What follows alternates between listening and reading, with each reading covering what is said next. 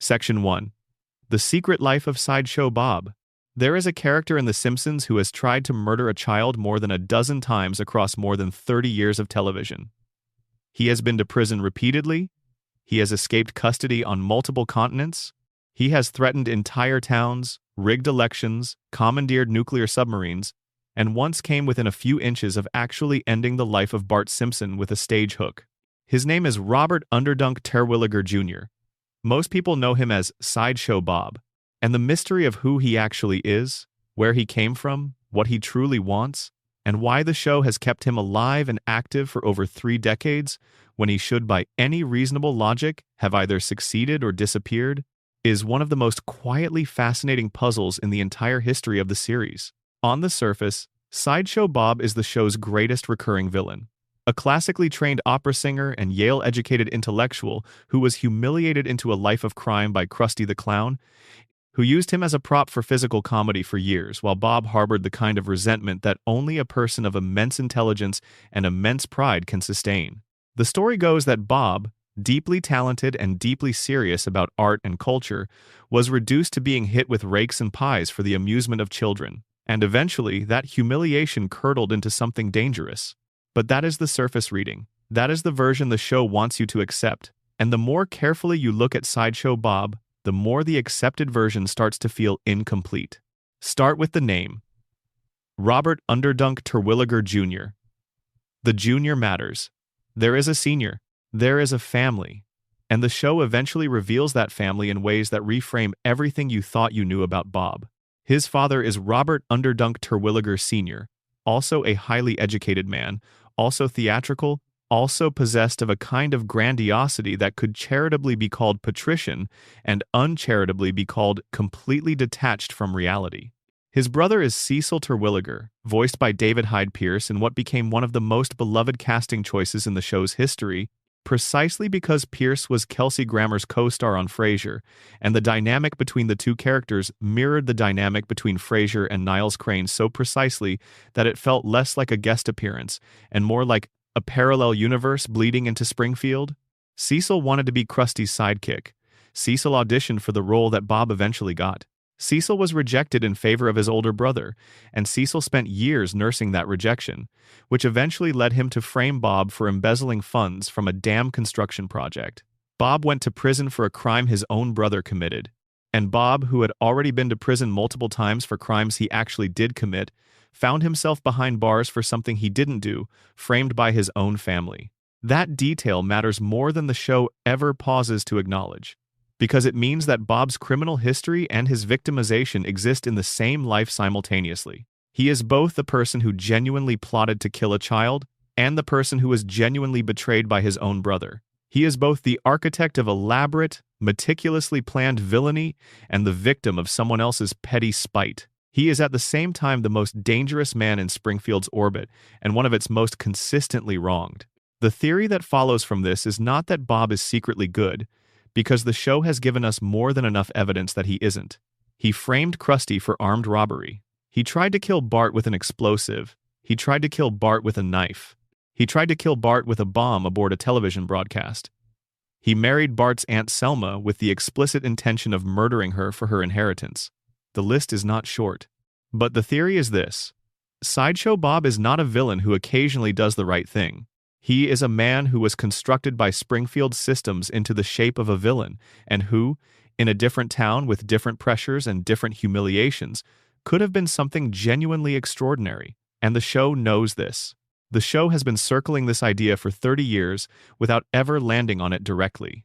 Think about what Bob actually wants, not what he claims to want when he's pointing a weapon at someone, but what he consistently returns to when the immediate crisis has passed. He wants culture. He wants art. He wants opera and literature and intellectual discourse and a world that takes beauty seriously.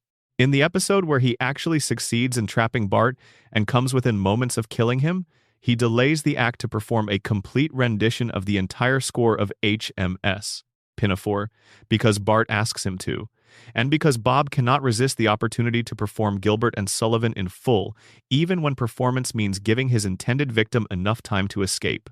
That is not a villain's psychology. A pure villain does not let his targets live because he enjoys singing too much to stop. A pure villain does not have a Achilles heel made entirely of cultural enthusiasm. Bob delays killing Bart because in that moment, the music is more real to him than the murder. And the music is always more real to him than the murder. Every time Bob has the opportunity to finish what he started, something human in him interrupts the process. There is also the matter of Bob's relationship with his son, Gino. In the episode where Bob travels to Italy with his wife and child and comes close to a genuinely peaceful life in a Tuscan villa, you see something the show rarely gives you. You see a version of Bob that is content. He is cooking. He is surrounded by beauty. He is in a place that matches the interior of his mind. And then the Simpsons arrive on vacation and ruin it, and Bob relapses into murder planning, and his very young son Gino picks up a knife and joins in with an enthusiasm that suggests the Terwilliger violence runs deeper than environment. But for a few minutes, the show gave you a Bob who wasn't plotting anything. A Bob who had found a life that fit him. And the tragedy is that it took running away to another country for him to find it, and even then he couldn't hold on to it. The deeper theory about Sideshow Bob is about what Springfield does to people who don't fit. Bob is too intelligent for Springfield. He is too cultured, too operatic, too inclined toward genuine art in a town that worships Krusty's physical comedy and the lowest possible register of entertainment. In any functional society, Bob's abilities would have found an outlet.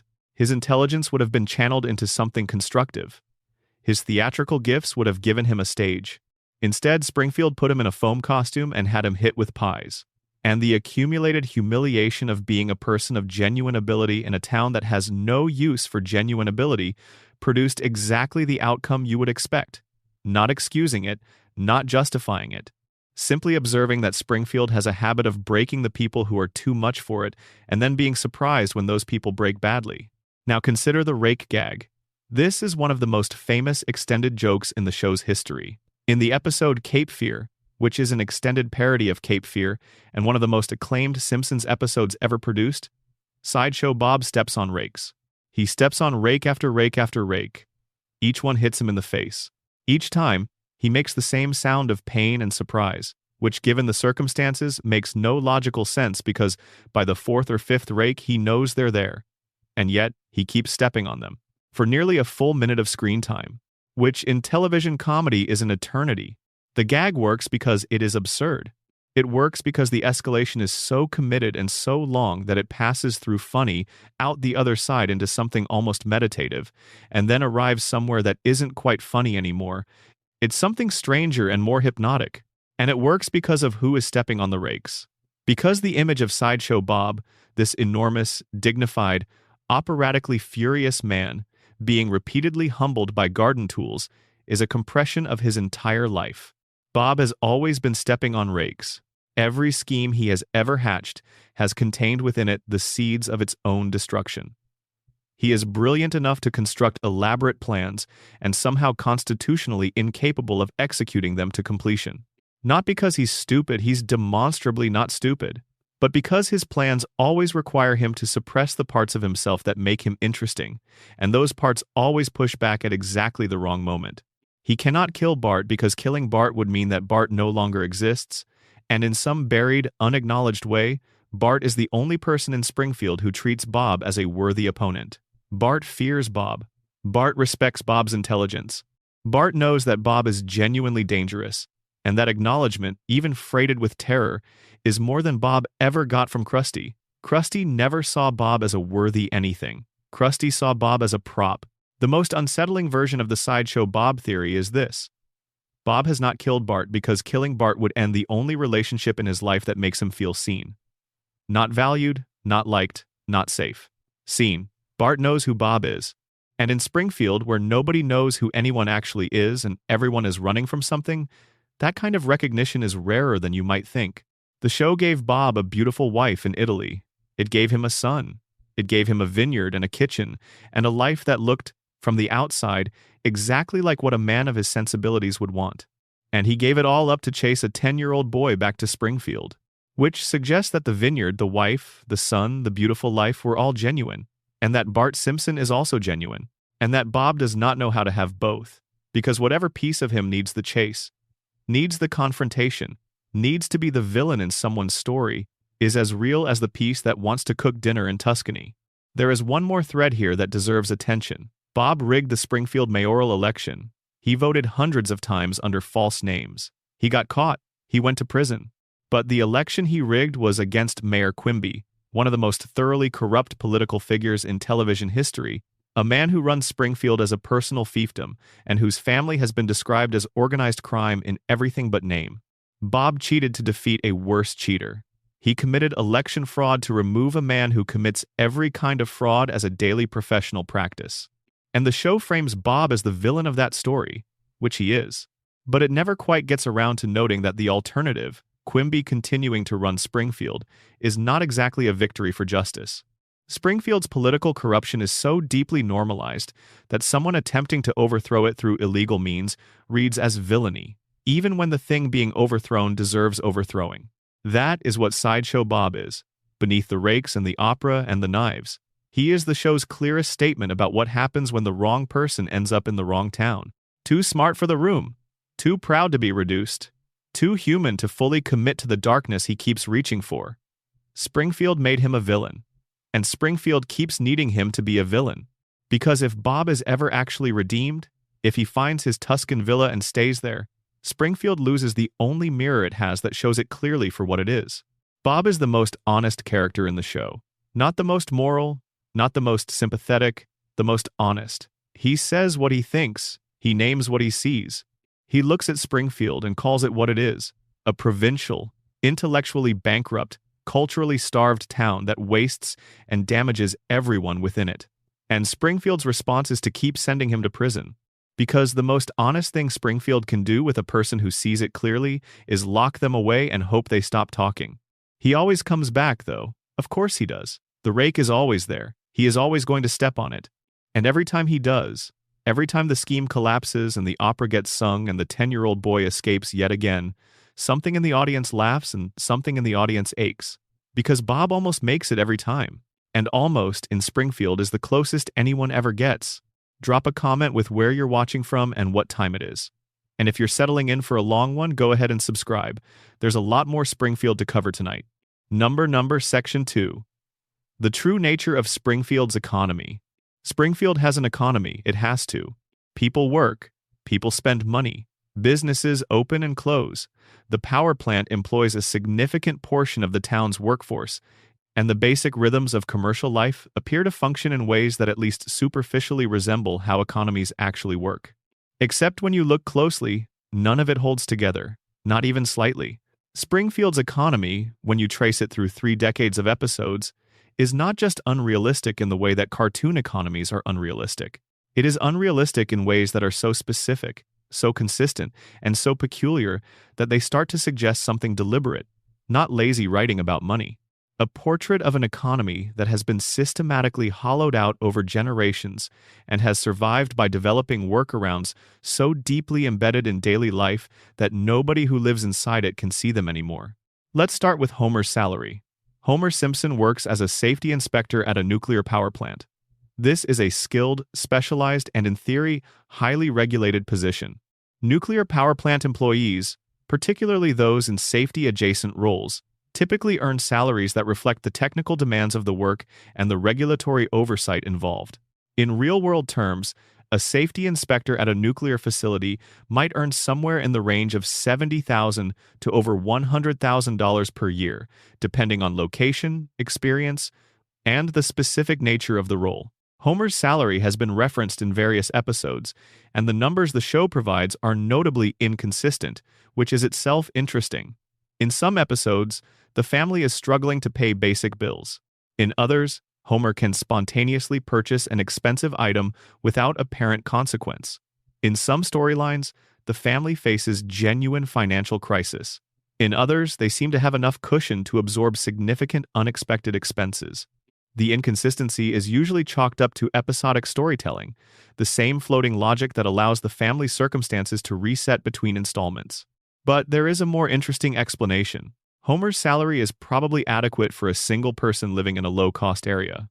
The problem is that Homer's spending is catastrophically, almost phenomenally misaligned with his income.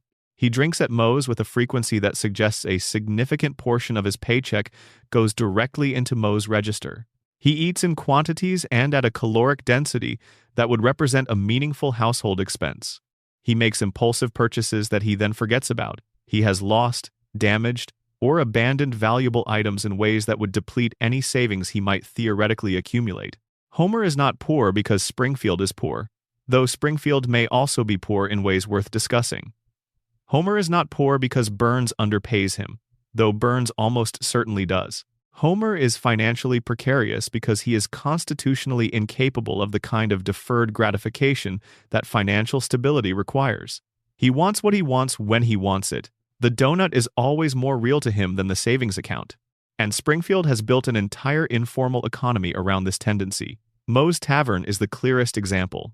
Moe's is a grimy, badly lit, clearly health code violating bar that serves a beer of questionable quality to a group of regulars who have been going there for decades. It should not be surviving. By any reasonable commercial logic, a bar that small, that dingy, in a town where the economy appears to be struggling, should have closed years ago. And yet Moe's persists. It survives a fire. It survives being closed by the health department. It survives a period where Moe attempted to reinvent it as a family restaurant, which failed spectacularly, and it returned to being a bar as though the renovation had never happened. Moe's survives because it is not really a bar. It is a social institution.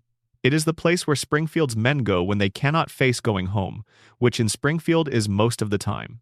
The regulars, Homer, Lenny, Carl, Barney Gumble, are not there because the beer is good. They are there because Moe's is the only place in Springfield where nobody expects anything of them, where the failure to be a good father, a good husband, a productive member of society can be temporarily suspended in favor of a stool and a glass and the company of people who are equally suspended.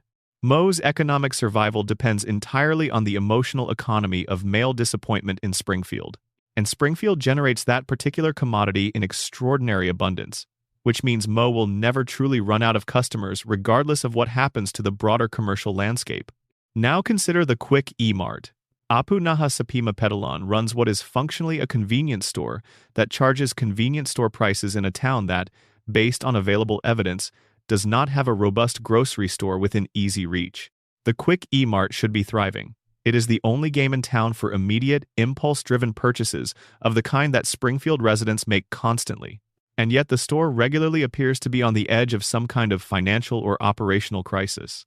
Apu is almost always at the register, working hours that no single human being should be able to sustain, suggesting that the margin on whatever he sells is not sufficient to justify paying an employee.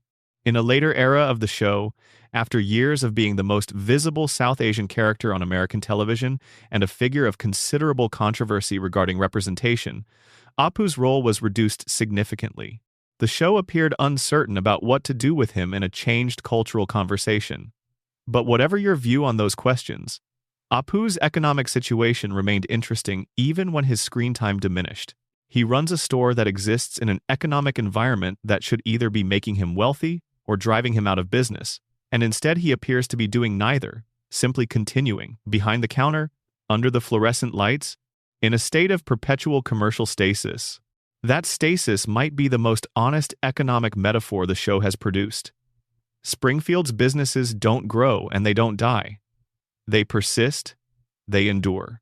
They occupy their commercial square footage with the same stubbornness that the residents occupy their homes, regardless of what the actual numbers suggest should be happening to them. The exception, the business that proves the rule, is Burns's power plant. Because the power plant is not just a business. It is the economic backbone of Springfield, in a way that nothing else is. Not the Quickie Mart, not Moe's, not the Springfield Mall, not any of the dozens of specialty businesses that open and close in the background of various episodes. The power plant is the primary employer, the primary economic engine, and, given everything we know about its violations and its contamination, arguably the primary driver of every other dysfunction in town as well. Burns is not just Springfield's wealthiest citizen. Burns is Springfield's economic climate. He sets wages. He influences property values. He determines what level of risk the town's workforce is willing to accept in exchange for a paycheck. And he has constructed a situation where the town is so economically dependent on a single employer that challenging that employer is functionally equivalent to challenging the possibility of economic survival itself. This is not a fictional scenario. This is a pattern that has appeared throughout American economic history. Company towns where a single large employer provides not just work but housing, retail, and social infrastructure are a real phenomenon. And company towns have a consistent characteristic. They generate loyalty that does not require quality treatment of workers, because the alternative to accepting bad treatment from the company is not finding a better job. The alternative is leaving. And leaving is terrifying when the company is the town. Springfield does not have the formal architecture of a company town. Burns does not own the workers' houses or the stores where they shop, but it has the functional equivalent. The power plant's payroll sustains the spending that sustains Moe's and the Quickie Mart and the Springfield Mall, and the tax base that funds Springfield Elementary and the fire department and every other civic institution. Remove the power plant, and Springfield does not have an economy. It has a collection of failing small businesses and unemployed former plant workers with nowhere to go. Burns knows this. The show has established this explicitly across multiple episodes. When Burns threatens to shut down the plant, the reaction is not ordinary labor management tension. It is existential panic. The town cannot afford to call his bluff. And Burns is wealthy enough, diversified enough, old enough that he can afford to bluff indefinitely. There is also the matter of Springfield's tax situation, which the show approaches obliquely but which, when assembled from scattered references, paints a picture of a municipality in genuine fiscal distress. Mayor Quimby and his administration appear to spend public money in ways that benefit Quimby personally and the Quimby family machine politically, and very little of the civic infrastructure the show depicts seems to be in anything resembling good repair. Springfield Elementary appears chronically underfunded. The police department's equipment and training both seem inadequate for even the relatively low-stakes law enforcement challenges of a medium-sized fictional town. Roads, public buildings, civic spaces, all carry the visual vocabulary of a place where maintenance has been deferred for a very long time.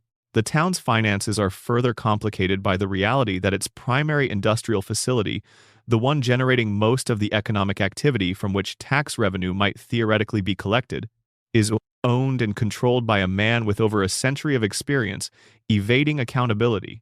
Burns does not simply avoid paying his fair share of local taxes. Burns has over 100 years of institutional knowledge about how to make sure that the concept of a fair share never becomes clearly defined enough to be enforced. Lenny and Carl represent an interesting economic anomaly within this framework. Both are longtime power plant employees.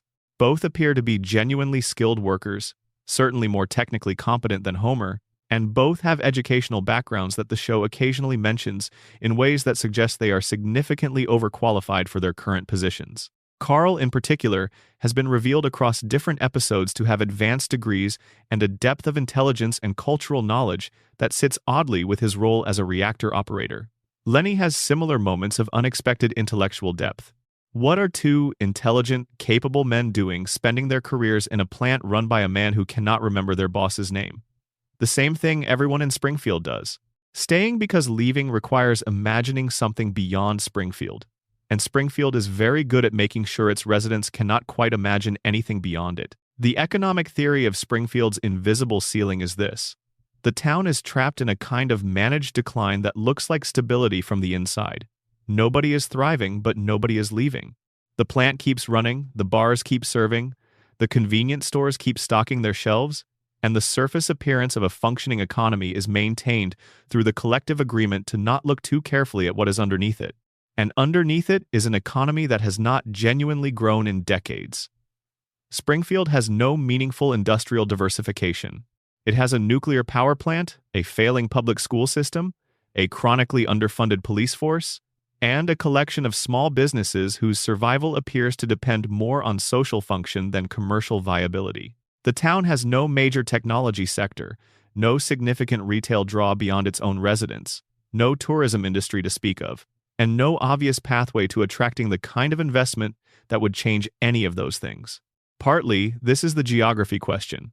A town that cannot be located on a map cannot attract the sustained outside investment that genuine economic development requires. Partly, it is the Burns factor. A town whose economy is structured around one dominant employer has no incentive to develop alternatives as long as that employer remains dominant.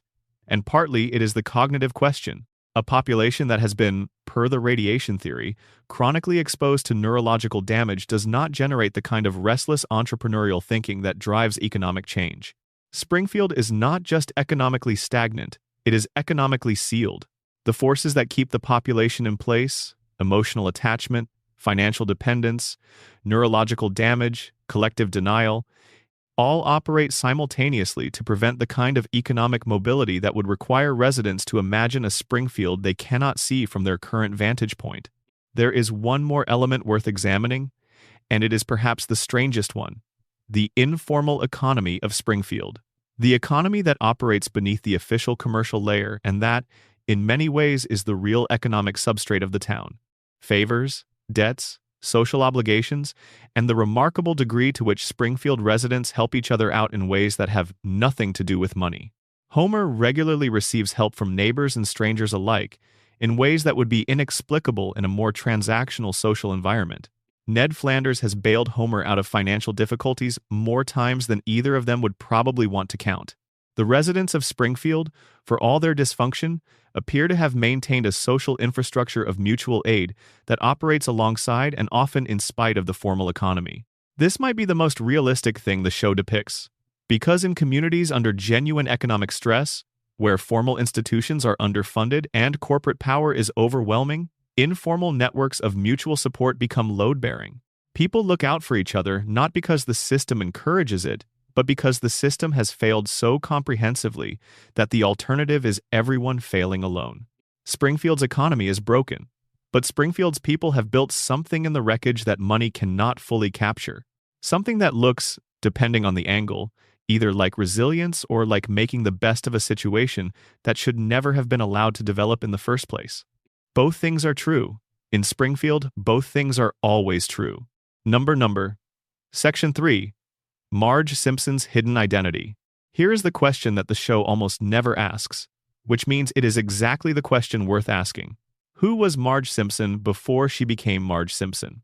Not Marge Bouvier, because the show tells us about Marge Bouvier. It tells us she was a creative, independent-minded young woman with artistic ambitions and genuine talent. It tells us she painted. It tells us she fell in love with Homer despite the evidence that this might not be the most strategically sound romantic decision of her life. It tells us she was the responsible one, the capable one, the one who figured things out while everyone around her made messes. But the question is not about the past. The question is about the present.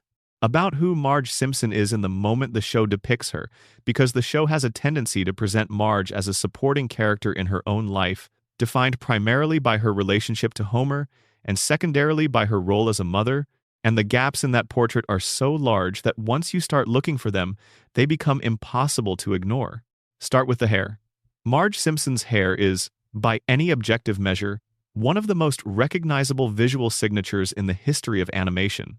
The tower of blue-gray hair that rises above her head in a perfect column, maintained in exact shape for 36 years, is so distinctive and so impractical that it has become a kind of joke about itself. The show occasionally acknowledges it, characters occasionally reference it, and there are backstory episodes that attempt to explain when and why Marge started styling her hair this way. But the hair is not just a visual quirk. The hair is a statement about concealment.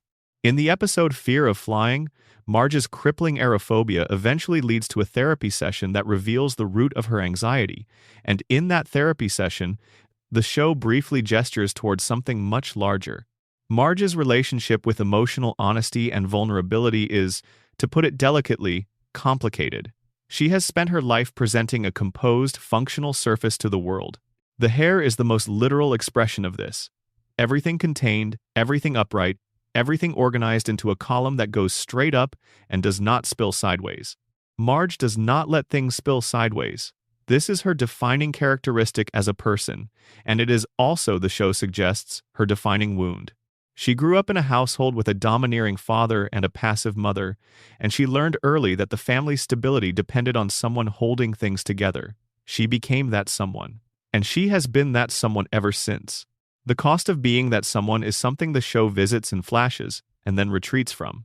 In One Fish, Two Fish, Blowfish, Bluefish, when Homer believes he is dying and spends a day making amends and farewells, Marge's grief is genuine and deep, but also notably contained. She does not fall apart. She does not become unable to function. She sits with it and she holds it because Marge's emotional regulation is so deeply entrenched that even the anticipated death of her husband does not breach it. That is not healthy. That is the behavior of a person whose psychological walls are so high and so well maintained that they function in crisis not because they have processed the emotional content of the crisis, but because they have become expert at not processing it. The most revealing episode about Marge's hidden self is the one where she becomes addicted to gambling. In Springfield, this is not a metaphor. Marge discovers the Springfield casino, sits down at a slot machine, and within a short time is exhibiting all the behavioral signs of a genuine gambling addiction. She is missing family events. She is lying about her whereabouts. She is experiencing the neurological reward cycle of intermittent reinforcement that makes gambling addictive in the first place. And she is happier, in those moments at the casino, than she ever appears in the house on Evergreen Terrace. The show frames the gambling storyline as a problem to be solved, and it is solved, in the sense that Marge stops going to the casino. But it does not ask the more uncomfortable question that the storyline raises. Why did the casino fill something that family life had not been filling? What need did the flashing lights and the lever and the coins represent that Homer and the kids and the house and the cooking and the cleaning had not been meeting? The answer, obliquely suggested in the episode but never stated directly, is that the casino was the first place Marge had ever been where the outcome was genuinely unknown to her and genuinely about her. At home, Marge knows what is going to happen. Homer is going to do something foolish. Bart is going to cause trouble. Lisa is going to be frustrated by the limits of her environment. Maggie is going to need something. And Marge is going to manage all of it, patiently and competently, until the crisis passes and the next one begins. At the casino, something was happening that Marge did not control and could not predict. And for a person who has spent her entire adult life managing and predicting and containing the experience of genuine uncertainty, of an outcome that was not already written, was intoxicating. This interpretation of Marge's gambling addiction connects to the larger theory about who Marge is beneath the blue hair and the string of pearls. She is a person of genuine ambition and genuine capability who has organized her life around supporting the ambitions and capabilities of others. Her artistic talent, referenced early in the series, is real. The show demonstrates it in multiple episodes. Her intelligence is real. Her emotional insight is real. Her capacity for genuine connection and genuine tenderness is real. And all of it has been put in service of a household that generates more crises than it resolves, and that depends on Marge's capacity for management in a way that has never, in 36 years, quite acknowledged what that dependence costs her. The theory that Marge is the actual functional center of the Simpson family is so obvious as to barely qualify as a theory. It is simply observable. Without Marge, the household collapses immediately. Homer is not capable of sustaining the basic rhythms of domestic life without someone organizing them. Bart requires a degree of emotional attunement that Homer cannot provide. Lisa requires an advocate who takes her seriously, which Homer attempts but does not consistently deliver. Maggie requires physical care that Homer, despite his genuine love for his youngest child, cannot reliably provide. The more interesting version of this theory is the one that asks what Marge's life would look like if she had structured it differently. Not in a critical way, not as an indictment of the choices she made, but as a genuine inquiry, because the show, in its flash-forward episodes and its what-if installments, has occasionally suggested alternative timelines for almost every member of the family. It has shown us Lisa's future, Bart's possible futures, even Homer's potential alternative paths. But Marge's alternative futures are almost always defined in relation to Homer. The what-ifs about Marge ask questions like, what if Homer and Marge had not gotten together? Not, what if Marge had pursued her painting seriously? Not, what if Marge had made different choices entirely? The show's imagination, when it comes to Marge, tends to run along the axis of her relationship with Homer, and only occasionally allows itself to contemplate a version of Marge that is not primarily defined by that relationship. There are exceptions, and they are telling. In the episode where Marge pursues a career as a real estate agent, she is genuinely excellent at it. She is capable, well-liked by clients, successful in ways that suggest she had professional abilities that were never given a proper channel.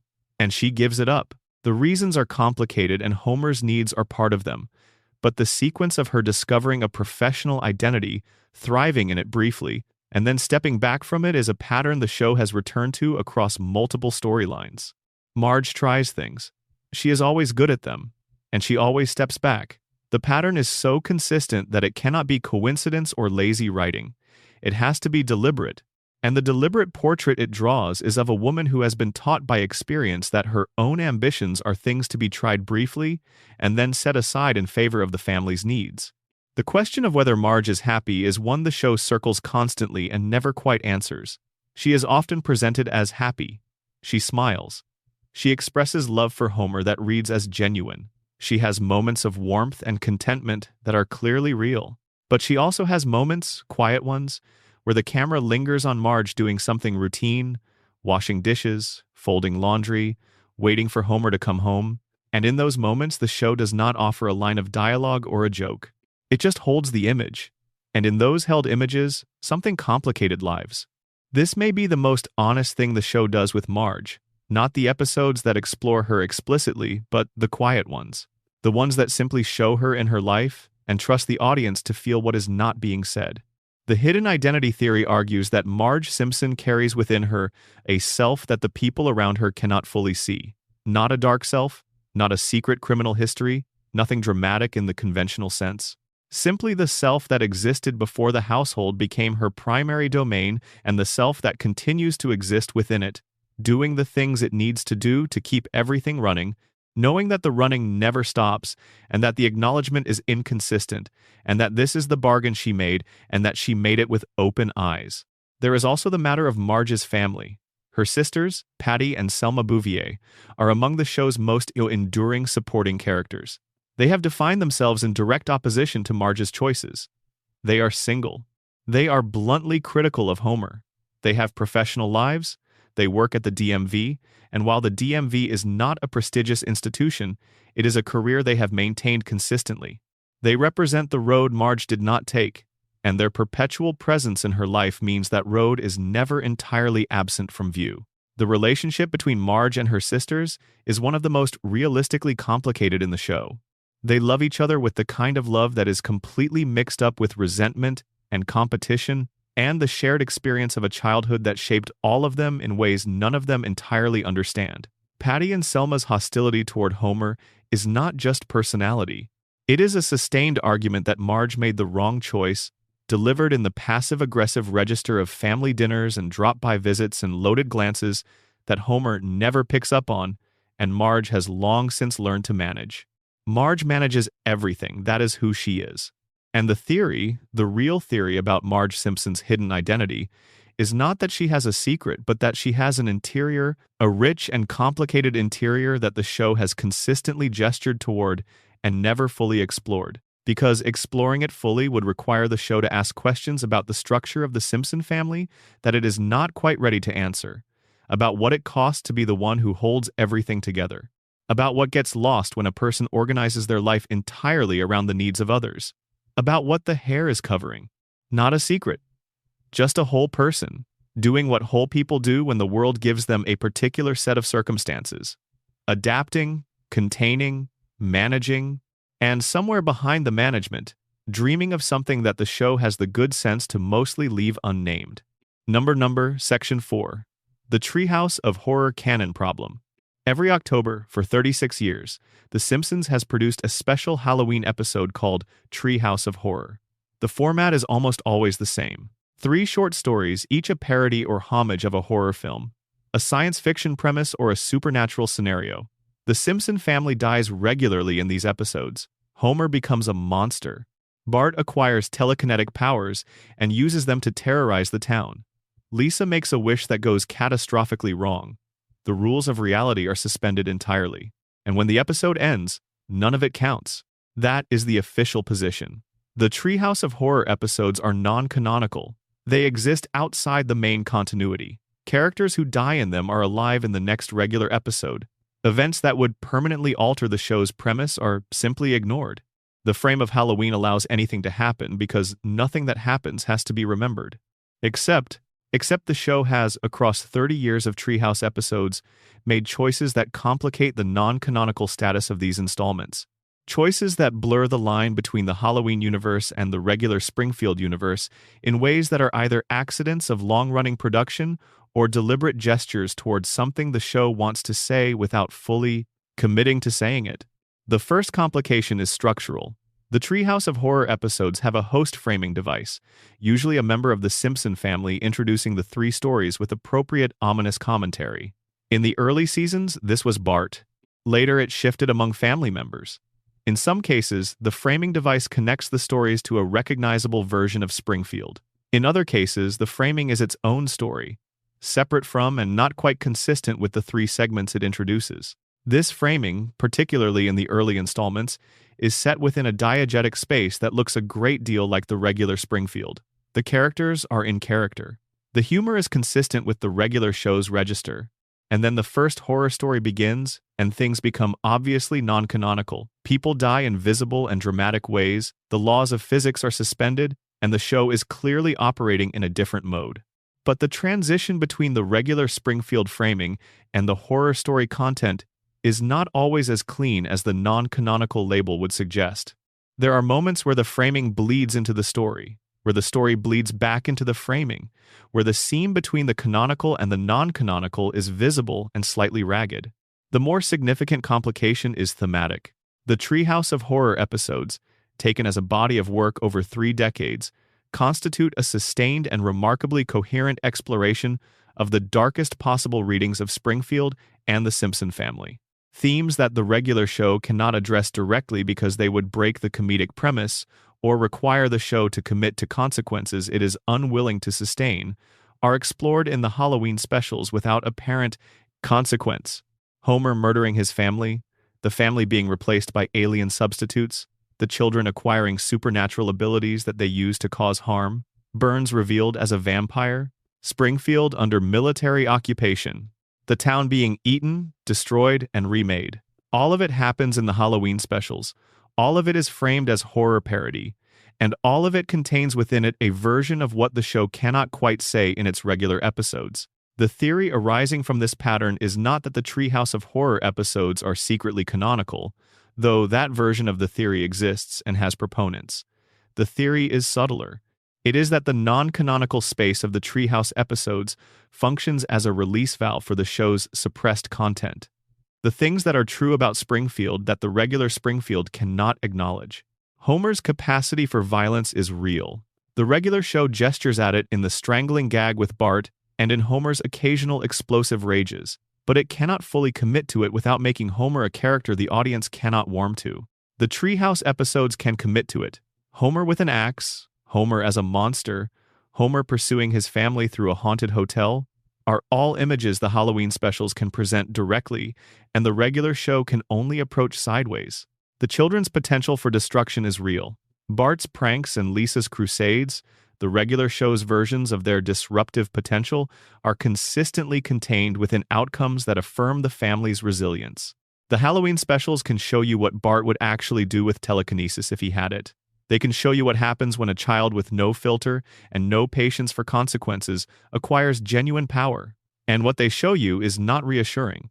The most interesting application of this theory involves the Treehouse episodes that parody science fiction rather than horror. Several installments are structured around apocalyptic or dystopian scenarios where Springfield or the world more broadly has been fundamentally changed by some external force or technology. In these episodes, the show imagines the end of the world as it knows it with a freedom that the regular continuity never allows. And in almost every case, Springfield's end comes not from an external monster but from a consequence of something within Springfield itself. The town is destroyed by its own negligence, its own greed, its own willingness to accept short-term convenience at the expense of long-term survival. The horror in the Halloween episodes is rarely something that arrives from outside. It is something that was always present and simply became visible. This is consistent with everything, the radiation theory and the coma theory, and every other major framework for understanding Springfield suggests. The town is not threatened by monsters. The town is the monster. The Halloween specials are the one space where the show can say this directly, and every October for 36 years it has said it with varying degrees of subtlety, knowing that the non-canonical label gives it permission to be as honest as it wants to be. But here is where it gets interesting. The distinction between canonical and non-canonical becomes genuinely strange when you consider certain specific Treehouse installments that have crossed back into the regular show's continuity in ways the production has never fully acknowledged. Visual gags from Treehouse episodes have appeared in regular episodes as background details. Character designs introduced in Halloween specials have been recycled in canonical contexts. Story logic that should be confined to the horror anthology has occasionally crept into regular episodes and been treated as though it never came from a non-canonical source. The membrane between the Halloween universe and the regular universe is permeable. Not broken, not transparently ignored, but definitely not as solid as the official non-canonical designation implies. There is also the more philosophical version of the canon problem. What does canonical actually mean in a show where the continuity resets between episodes, where character histories are regularly revised, where the floating timeline has erased and rewritten the backstory of every major character multiple times? If canonical means consistent, The Simpsons has not been canonical in its own regular episodes for at least 20 years. If canonical means consequential, if it means that what happens matters to what comes next, then the regular show abandoned that standard long before the Treehouse episodes ever complicated it. The non-canonical label attached to the Halloween specials is, from this angle, less a meaningful distinction than it is an admission that the show is aware of the inconsistency problem and has decided to formalize it in one specific context so that it doesn't have to address it everywhere else. The most provocative version of the Treehouse of Horror canon theory is this. What if the real show is the Halloween episodes and the regular episodes are the dream? It sounds absurd, but walk through it. The regular Simpsons presents a world where terrible things happen and are forgotten, where physics is violated without explanation, where a man can survive injuries that should be fatal and return to his normal life without processing what happened. The Halloween specials present a world where terrible things happen and have visible, permanent consequences. Characters die. The world changes. The moral of the horror story lands with weight because the horror has genuine stakes. In the Halloween specials, Springfield feels real in a way that the regular episodes sometimes do not. The emotional stakes are higher, the consequences are genuine, the darkness is unambiguous. If you were going to describe which universe felt more honest about what it was depicting, you might make a case that the non-canonical Halloween specials are actually more truthful than the canonical episodes they bracket. And there is one more thread here that connects directly to the coma theory. If Homer is dreaming, if the entire run of the show from 1993 onward is the product of an unconscious mind, then the Treehouse of Horror episodes represent something specific. They are the nightmares. They are the moments when the dream machinery loses its protective function and Homer's sleeping mind stops giving him the comforting simulation of family life and starts giving him the fears underneath it. The fear that he is a monster. The fear that his children have powers he cannot match. The fear that the world he has built in his mind is just a thin surface over something dark and destructive. Every Halloween special, under this reading, is Homer's unconscious breaking through the pleasantly absurd surface of his coma dream and briefly showing him what it is actually afraid of. And then the next episode begins and the surface reasserts itself and Springfield goes back to being the oddly comforting place where nothing changes and nothing ends. The Treehouse of Horror episodes are not non-canonical because they are less true. They may be non-canonical because they are too true, because they show a version of Springfield and the Simpson family that the regular show can only sustain for the length of an October special before the weight of it becomes too much and the dream has to reset. Number, Section 5. Bart Simpson's Psychological Collapse. Bart Simpson was 10 years old when The Simpsons debuted. He is 10 years old now. And in the 36 years between those two facts, without aging a single day, without growing a single inch, without advancing beyond 4th grade, Bart Simpson has been systematically and comprehensively damaged by his environment in ways that the show depicts in extraordinary detail and almost never acknowledges directly. This is the theory that nobody discusses when they discuss Bart Simpson, because the discussion of Bart always centers on his delinquency, his pranks, his relationship with Principal Skinner, his war with authority, his skateboard, his catchphrases. The idea of Bart as a lovably anarchic spirit, a kid who does what other kids would do if they were brave enough, has been one of the central comfortable myths of the show since its beginning. But underneath the anarchic spirit is a child who has been receiving consistent, sustained psychological damage from every primary relationship in his life, and who has developed a set of coping behaviors so sophisticated that they look, from the outside, like personality, but are actually the architecture of someone trying to survive circumstances that would be difficult for a much older and much better resourced person. Start with Homer. Homer loves Bart. This is true, and the show establishes it repeatedly. Homer's love for his son is genuine and occasionally quite beautiful, but Homer's love is also inconsistent, frequently expressed through physical violence. The strangling gag is played for laughs but represents a pattern of impulsive physical response to frustration that any child psychologist would find alarming, and often subordinated to Homer's immediate needs and desires. Bart has learned that his father's love is conditional in ways that are never quite made explicit, that Homer's warmth and engagement are real but unreliable, that they can be interrupted at any moment by Homer's own hunger or laziness or distraction or impulsive spending, and that the best way to guarantee Homer's attention is to do something dramatic enough that it cuts through whatever Homer is currently absorbed in. This is the origin of Bart's escalation pattern. The pranks do not start big, they start small and they get bigger, because bigger reliably gets attention in a way that small does not. Bart calling the principal on the intercom is funny. Bart releasing snakes at a school assembly gets Homer's full focus. And full focus from Homer, even if it is focused anger, is preferable to the baseline condition of Homer being present in the room but actually present in the donut. Homer's strangling of Bart, played as comedy, represents a parenting style that communicates a very specific message to a child. The message is, "Your behavior has caused me to lose control of my physical response." This message, received repeatedly across childhood, does not teach children to regulate behavior. It teaches them that adults are unpredictable, that physical responses can come without warning, and that the safest assumption about the people who love you is that their love can turn physical at any moment. Bart's defiance of authority, his inability to sit still in school, his constant testing of limits, these are all textbook responses to an attachment environment that has taught him that compliance is not rewarded and that connection with adults is available through conflict in ways it is not reliably available through cooperation. Principal Skinner is the most consistent authority figure in Bart's life outside the home, and the relationship between Bart and Skinner is one of the show's most illuminating portraits of what happens when a child, who needs firm and consistent adult engagement, encounters an adult who is simultaneously too rigid and too personally fragile to provide it.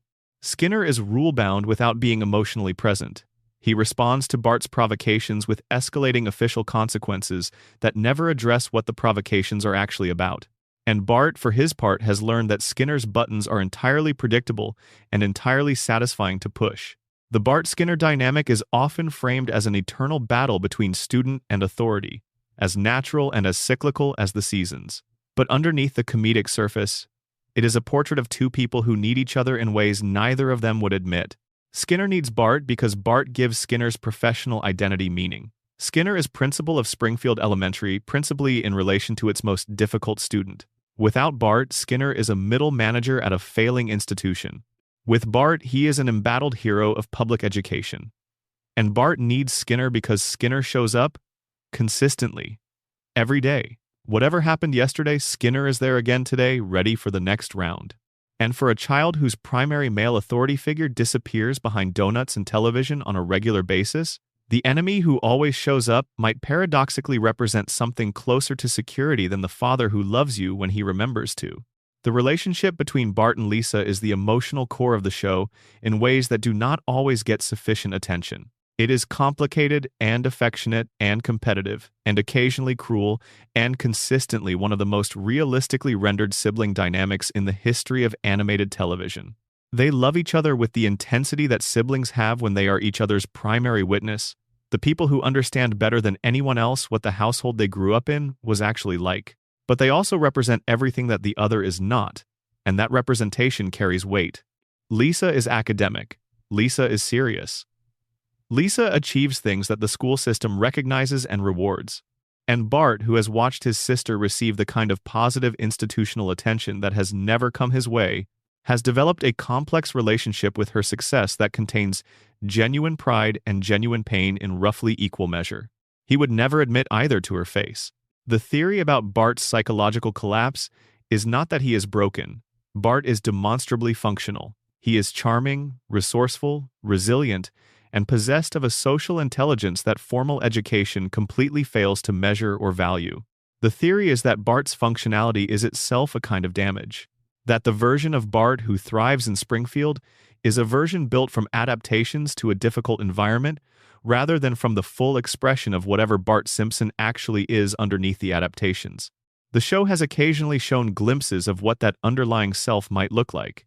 In episodes where Bart is removed from his usual context, where he travels somewhere new or encounters a situation that does not have the familiar grooves of Springfield running through it, a different Bart sometimes emerges. A Bart who is more genuinely curious, more open, more capable of the kind of sustained investment in something that his school performance suggests he lacks entirely. He is not stupid. The show has made this clear enough that it qualifies as canonical fact. Bart is not achieving academically because academic achievement in Springfield requires a relationship with institutional authority that Bart's psychology cannot sustain. His intelligence is real. It simply operates in registers that Springfield Elementary cannot measure. In the episode where Bart is identified as potentially having a learning difference and is prescribed medication that changes his behavior, the show handles this material with more care than you might expect. The medicated Bart is attentive and successful, and entirely without the spark that defines him. And the show, to its credit, presents this as a genuine dilemma rather than a simple one. The medication works in the narrow sense that it produces the academic outcomes that the school system values. But it also works by removing the thing that makes Bart, Bart.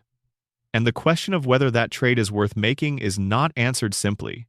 The show ultimately comes down on the side of Bart's spark being more important than his grades, which is a position that is easier to take from the outside than it is from within a public school system that has genuine responsibilities to its students.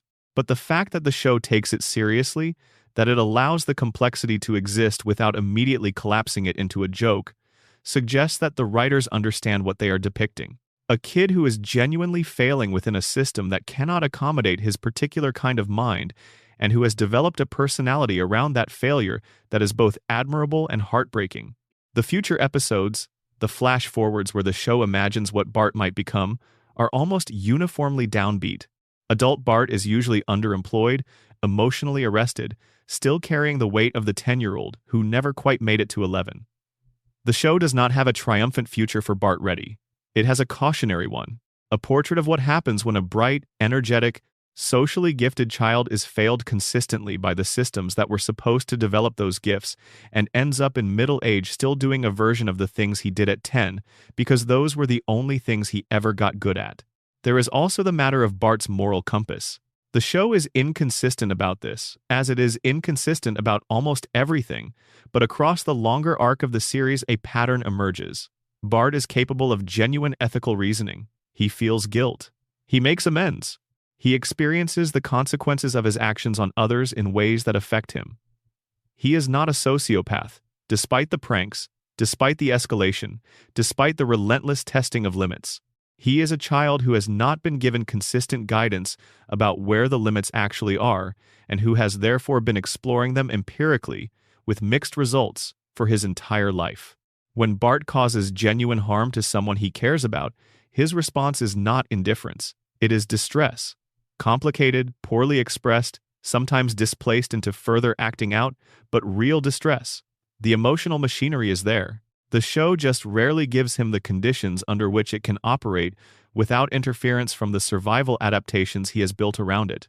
The final piece of the Bart theory is the simplest and maybe the saddest. Bart Simpson is 10 years old. He has been 10 years old for 36 years.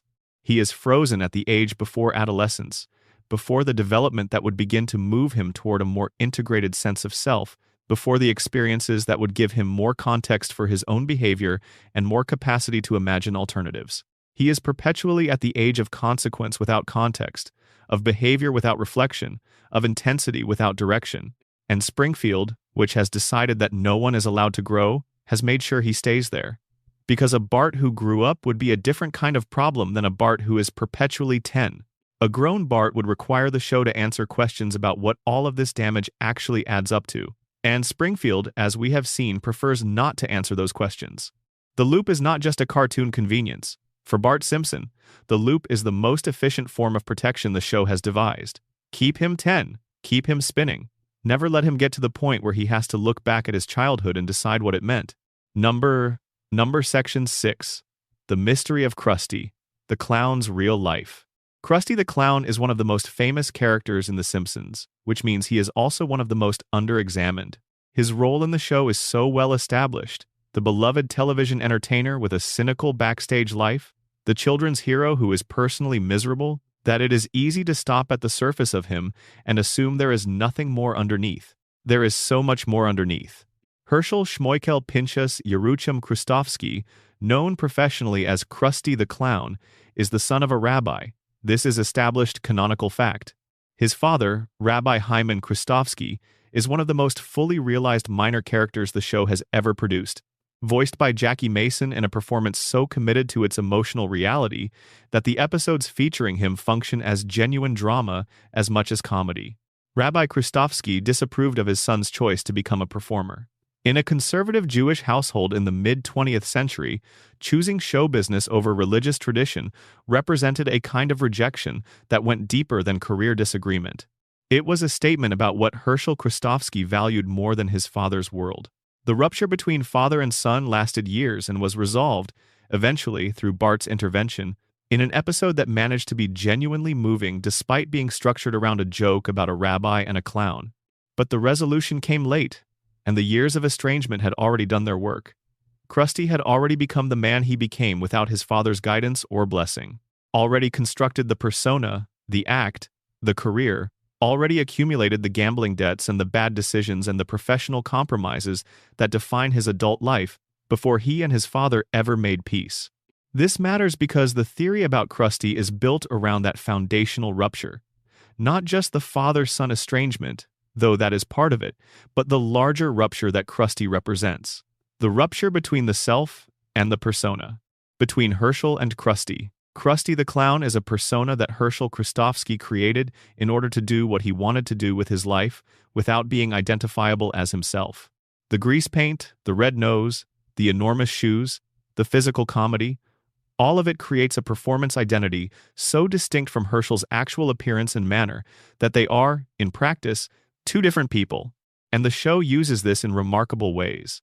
The most famous application of the Krusty as separate identity logic is in the episode where Krusty is framed for armed robbery, and Bart, who is Krusty's most devoted fan, realizes that the person framed for the crime cannot be Krusty because Krusty is illiterate, a fact his devoted viewer noticed from observing the crime scene evidence, and because the alleged criminal was wearing glasses, and Krusty is so vain about his appearance that he would never be seen in public in corrective lenses.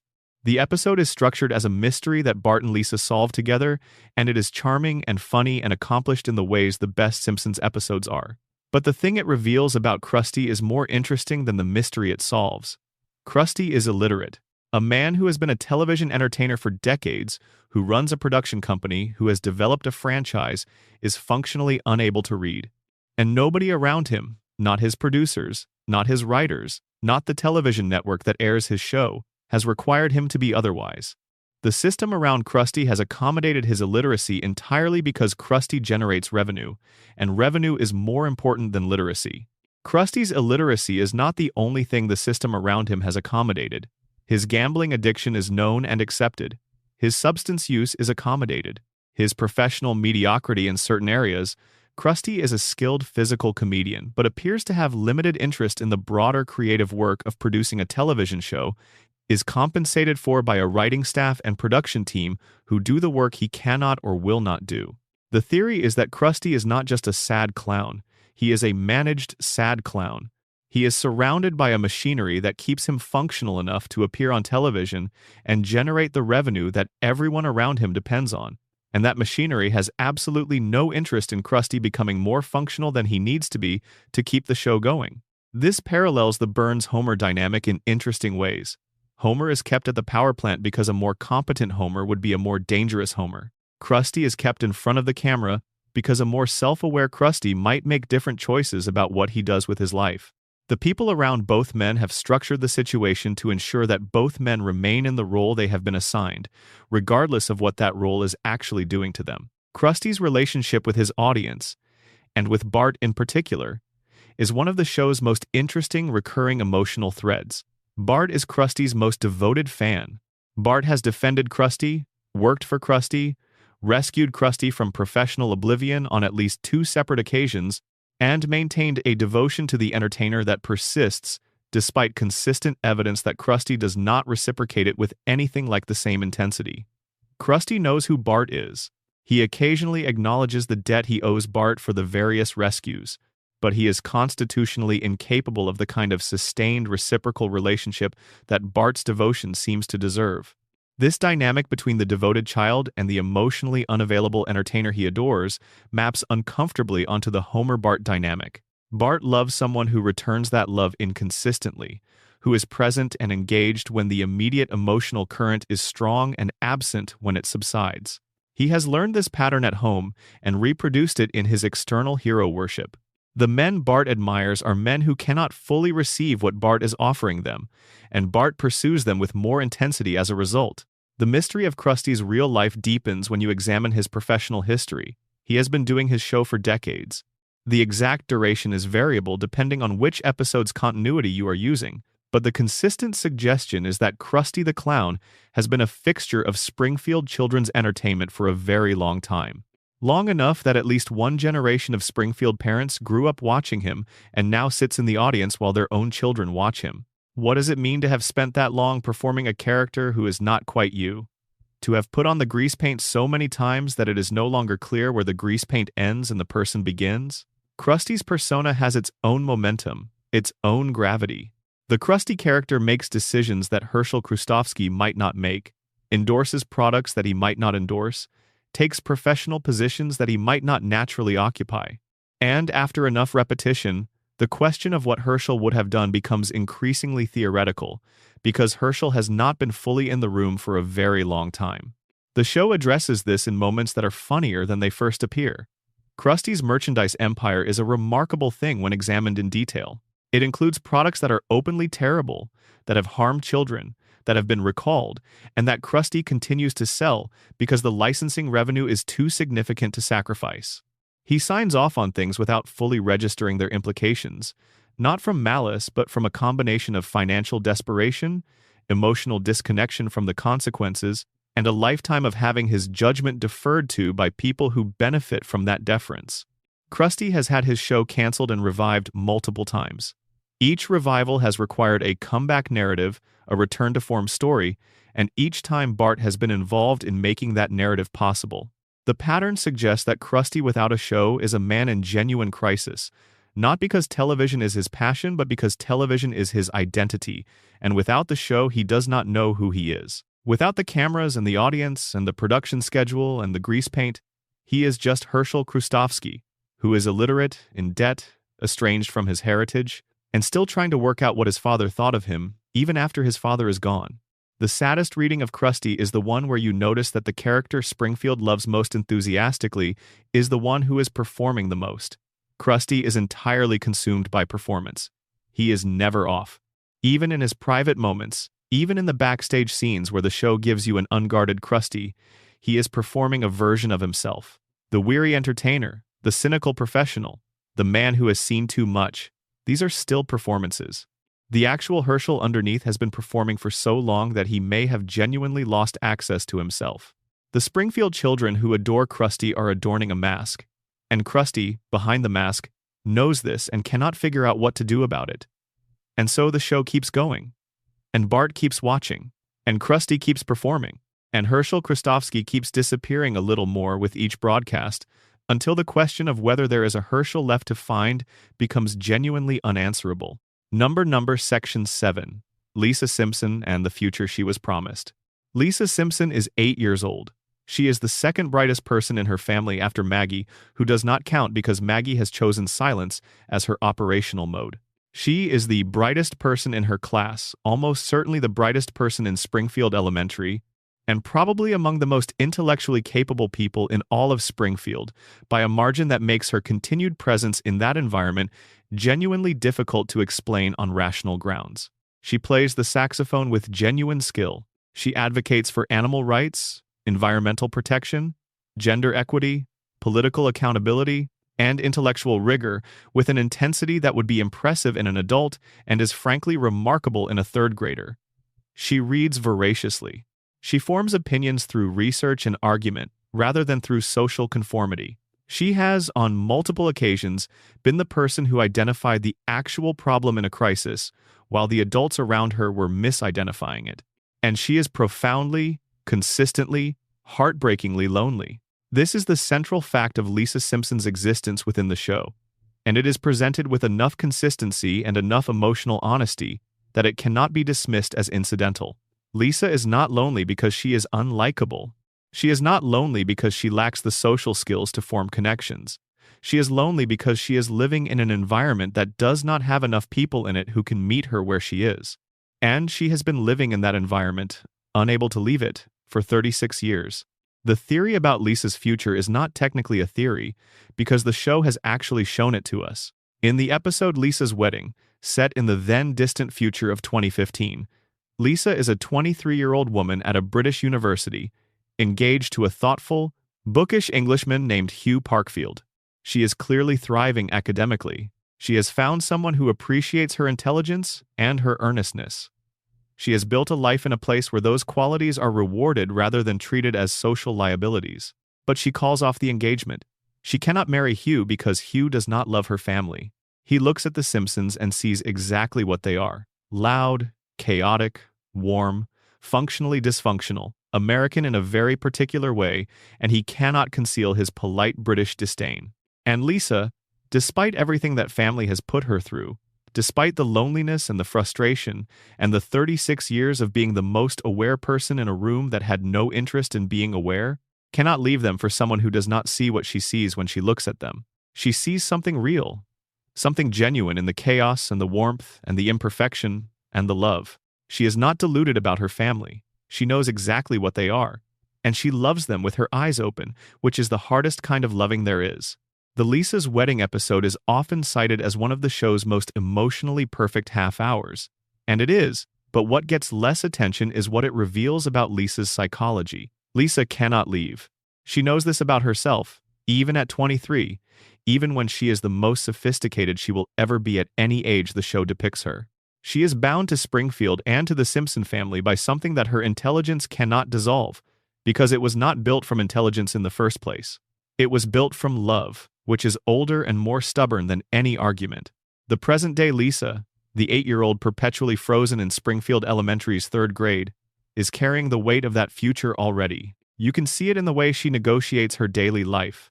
She is intellectually precocious and emotionally burdened in roughly equal proportions. Every day she goes to school and encounters the gap between what she needs from an educational environment and what Springfield Elementary can provide. Every day she comes home and encounters the gap between what she needs from her domestic environment and what the Simpson household can offer. And every day she navigates both gaps without the vocabulary or the perspective to fully understand why they are gaps in the first place. The show has a recurring structure for Lisa episodes that reveals a great deal about her situation. Lisa encounters something, a person, an institution, an idea, that appears to offer what she has been missing. She invests in it completely. The investment is genuine and the hope is genuine. And then the thing fails her. Not always through malice, sometimes through simple inadequacy, but it fails. And Lisa is left to absorb the failure and go back to being Lisa in Springfield, which means being brilliant and lonely and too self-aware to pretend that the situation is different from what it is. This cycle has repeated so many times across the show's run that it has become structurally embedded in what a Lisa episode means. You know, from the moment Lisa finds her new mentor or cause or source of meaning, that you are watching the setup for a disappointment. And the show knows you know, which is why the later season Lisa episodes often have a rueful quality, a sense that everyone in the room understands what is about to happen and is bracing for it. But here is what the cycle also reveals. Lisa keeps trying. She is disappointed again and again, and she keeps finding new things to invest in, new causes to champion, new people to believe in. This is not naivety. Lisa is not naive. She knows the track record. She knows what usually happens. She keeps going anyway because the alternative is giving up, and Lisa Simpson is constitutionally unable to give up. This stubbornness, this refusal to stop expecting the world to be better than it has shown itself to be, is the most remarkable thing about her. Not her intelligence, which is impressive but not unique across all of fiction. Not her musical talent, which is real but not the center of who she is. The stubborn, costly, entirely irrational refusal to stop expecting more of the people and institutions around her than they have ever given her reason to expect. It makes her miserable regularly. It costs her socially, because people who persistently expect more than you are delivering are difficult to be around. It has complicated her friendships, of which she has had several and lost most for exactly this reason. But it is also the quality that makes her effective. The times when Lisa has actually changed something, when her advocacy has had real-world impact within the show's universe, have all depended on her willingness to keep pushing, after the point where a more realistic person would have accepted the situation as fixed. The environmental episodes are the clearest example. Lisa does not stop talking about the environmental damage Springfield is sustaining just because nobody wants to hear about it. She documents it, she researches it, she raises it in contexts where it is inconvenient, and she does it in the full knowledge that the immediate response will be dismissal. And occasionally, rarely, the persistence pays off. Something changes because Lisa kept demanding that it change when everyone around her had already concluded that nothing was going to. The theory about Lisa's future, the one the show itself has not fully explored, is built around what happens when Lisa eventually gets out. Because she will, eventually, or the show will let her in a flash forward, and when she does, when she is in the environment her intelligence actually requires, what happens to the qualities that were formed in Springfield? The stubbornness, the refusal to accept inadequacy, the capacity to maintain hope against evidence, were all developed in a context where they were the only tools available to her. In a better environment, an environment with peer intellectual engagement and institutional support and genuine mentorship and resources proportional to her abilities, does Lisa thrive? Or does she discover that the qualities she developed to survive Springfield are not entirely transferable? The flash forward that the show has provided suggests the answer is complicated. Future Lisa is accomplished. She is at a good university, she has formed meaningful relationships, she has built a life.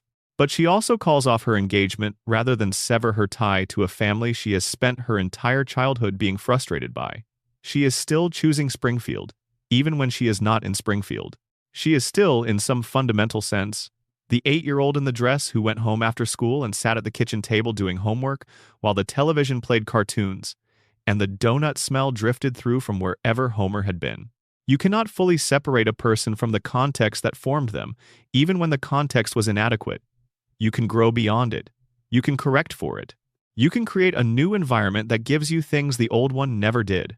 But the shape you grew into, the one formed by years of navigating the specific pressures of a specific place, that shape stays with you. It is not a prison. It is just a fact. Lisa Simpson will always be Springfield's most frustrated resident. She will always be the person who saw what the place actually was and could not quite forgive it and could not quite leave. She will always be the one holding the saxophone on the rooftop, making music in a town that does not quite know what to do with the music she makes. And the music will always be beautiful. That is the thing that Springfield cannot touch, no matter how long it keeps her there. Number Section 8. The Springfield Shadow Government. There is a government in Springfield. Mayor Joe Quimby runs it, or performs the running of it with enough theatrical commitment that most residents accept the performance as the thing itself. There is a city council. There is a police department, nominally headed by Chief Clancy Wiggum, whose professional relationship with the concept of law enforcement is what you might charitably describe as interpretive. There are courts and judges and a legal system that occasionally produces outcomes that resemble justice if you look at them from the right angle. But underneath this official structure, there is another one, less visible, less formally constituted, but considerably more functional. The shadow government of Springfield is not a conspiracy in the thriller movie sense, with secret meetings and coded messages and shadowy figures in parking garages. It is something more ordinary and therefore more durable. It is the network of relationships, obligations, and informal agreements that actually determines what happens in Springfield when the official institutions fail. which is most of the time. The Quimby family is the most visible part of this shadow structure, and therefore the most discussed. Mayor Quimby is transparently corrupt in the specific way of a political machine boss, a type that has existed in American civic life for well over a century. He awards contracts to cronies. He accepts bribes with the casual efficiency of someone who has been doing it so long that it no longer requires much thought. He makes public statements that bear no relationship to his private positions. He manages the police force as a political instrument rather than a public safety resource. None of this is secret within Springfield. The residents know that Quimby is corrupt. The show does not play his corruption as a revelation. It plays it as a given, as the water Springfield swims in, as the political atmosphere so familiar that nobody bothers to name it. And yet Quimby is continuously elected, not just elected but re-elected, across scenarios that should, in any functional democratic system, have ended his career. The theory that explains Quimby's electoral durability is not complicated. He is re-elected because the alternative is someone who the existing power structure cannot manage. And the existing power structure, Burns's money, the Quimby family's own network, the informal agreements between the people who have been running Springfield for decades, has a very strong interest in ensuring that whoever is in the mayor's office can be managed. The one time someone not affiliated with this network comes close to displacing Quimby, the consequences are revealing. When Sideshow Bob runs for mayor, he wins through fraud. But the fraud aside, he was a legitimate threat in the sense that he represented a genuine outsider to the informal power structure. Bob's criminal history made him ultimately unmanageable, but that was incidental. Any candidate who could not be absorbed into the existing network would face structural obstacles that had nothing to do with their platform. Now consider the Springfield Police Department. Chief Wiggum is one of the most lovable incompetents in television history, which is a fascinating thing to be when your job is law enforcement. Wiggum is lazy, poorly trained, corrupt in the small retail way rather than the large wholesale way, and possessed of an investigative instinct that is, at best, decorative. His son Ralph is widely understood to be not particularly intellectually capable, though the show complicates this occasionally with moments of unexpected Ralph profundity. His wife is a largely background figure. Wiggum's relationship with Burns is never made fully explicit, but it is visible in what the police do and do not investigate. 342 safety violations at a nuclear power plant with no meaningful enforcement action. Radioactive waste being deposited into public waterways without legal consequence. The informal arrangements that allow a facility openly described as one of the most dangerous in the history of fiction to continue operating in the same town the police are nominally responsible for protecting, without any sustained investigative attention. This is not incompetence. Or rather, it is not only incompetence. Wiggum is incompetent. This is established. But the specific direction of his incompetence, its consistent orientation away from the things that would actually threaten Burns's operation, suggests that the incompetence has been, if not shaped, at least reinforced by the shadow structure that benefits from it. The Springfield justice system is its own remarkable artifact. The judges the show depicts range from the casually biased to the aggressively corrupt. Legal proceedings in Springfield follow a logic that has more to do with the social position of the parties than with the law as written, and the outcomes, while occasionally just achieve justice more through accident than design. The most revealing courtroom moments in the show are the ones where Springfield's legal system is used to formalize existing power arrangements. The Armin Tamzarian decree from the principal in the Popper episode is the clearest example. Judge Snyder issuing a formal legal ruling that an obvious and documented lie is legally true, that the truth is legally inadmissible, and that anyone who contradicts the ruling will face punishment is not the behavior of an independent judiciary. It is the behavior of a judiciary that functions as an instrument of the community's social management needs, formalizing the agreements the community has already made through other channels. Under the shadow government theory, Springfield's official institutions, the mayor's office, the police, the courts, are not simply ineffective. They are performing a specific function that is different from the function they appear to perform. They are providing the institutional legitimacy that allows Springfield's informal power arrangements to operate with the appearance of official sanction. Burns does not need to explicitly bribe Quimby every time he wants something done or not done. The relationship between them is so thoroughly established, so thoroughly embedded in the fabric of how Springfield operates, that the routine functioning of the system produces the outcomes Burns needs without requiring direct intervention on most occasions. The shadow government works best when it does not have to do anything, when the official apparatus already knows what outcomes are required and produces them as a matter of institutional reflex. The Stonecutters episode is the most direct engagement the show has ever had with the shadow government theory, and it is instructive for what it chooses to do and not do with the premise. The Stonecutters are a secret society with enormous influence over everyday life. They control the cable companies and the phone companies and who gets into heaven and who does not. They are responsible for keeping the metric system from being adopted in the United States. They have a membership that includes some of the most apparently powerless people in Springfield, alongside some of its most apparently powerful. The episode plays this as satire of conspiracy thinking, and it is funny satire, the kind the show does effortlessly. But it also makes a genuine observation about how power actually works in institutional settings. The most effective power is the kind that is distributed across institutional relationships rather than concentrated in individual actors. If you want to know who controls something, do not look for the person at the top of the organizational chart. Look for the network that the organizational chart sits inside. The web of relationships and obligations and mutual interest that operates regardless of who holds the formal title. Springfield's shadow government is exactly this. Not a Stonecutter-style secret society, though the Stonecutters episode gestures at it. A distributed network of relationships, primarily organized around Burns's economic dominance, that produces political, legal, and social outcomes consistent with Burns's interests, without requiring Burns to micromanage every outcome individually.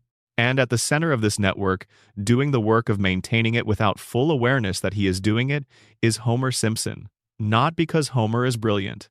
Not because Homer is a knowing participant in any arrangement. But because Homer, sitting in Sector 7G, pressing buttons and sleeping through meltdown warnings, is the perfect symbol of the shadow government's ultimate achievement. A population so thoroughly managed that it manages itself, without understanding that it is managed, without looking up from the immediate and the appetizing, long enough to ask how the institutional environment around it came to be the specific shape that it is. The shadow government does not fear opposition. It does not need to. The radiation does the work. The managed schools do the work. The Quimby machine and the Wiggum Police Department and the Burns accommodating courts do the work.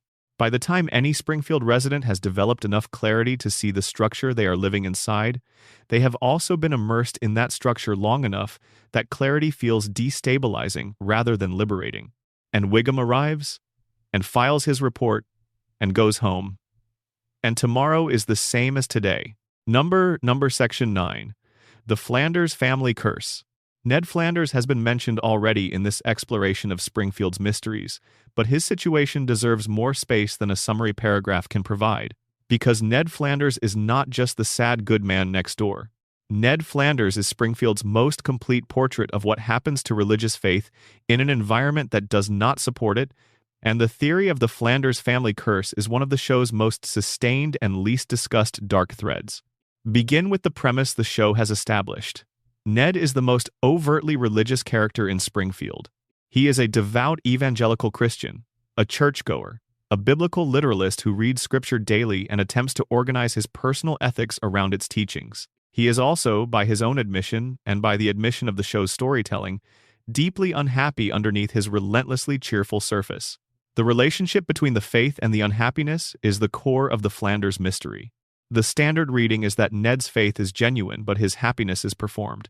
That the behavioral modification he underwent as a child has overlaid his authentic emotional responses with an anxiety management system built from religious practice, and that the faith and the psychological conditioning are now so thoroughly entangled that neither Ned nor the show can fully separate them.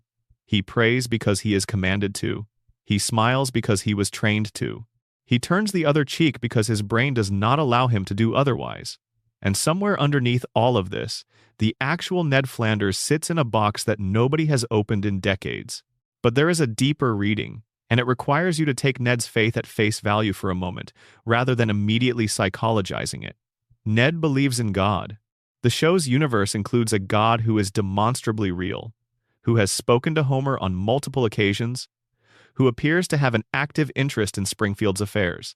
Within the logic of the show's world, Faith in this God is not irrational.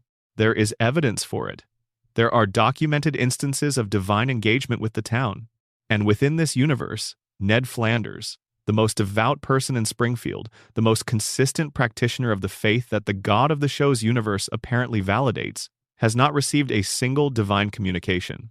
God talks to Homer, the man who regularly sleeps through church, who has explicitly stated his ambivalence about organized religion, who treats the divine more as a conversational partner of last resort than as an object of genuine worship. God does not talk to Ned. This is the Flanders family curse, stated in theological terms. Ned is the person most committed to the relationship and the person most consistently denied its reciprocal dimension. His faith is genuine, and it is, within the show's logic, entirely founded. The God he believes in is real, and that real God simply does not appear to prioritize Ned in the way he appears to prioritize Homer. The implications of this are more disturbing than they first appear. In a universe where God is demonstrably real and demonstrably selective in his human engagements, Ned's experience is not of faith in an absent God, but of faith in a present God who has chosen not to engage with Ned specifically. That is not comforting in the conventional religious sense. That is a very particular kind of suffering. The suffering of someone who knows that what they are reaching for is real, and who cannot understand why it will not reach back. The show does not make this explicit because making it explicit would require the show to take a theological position it is not prepared to take.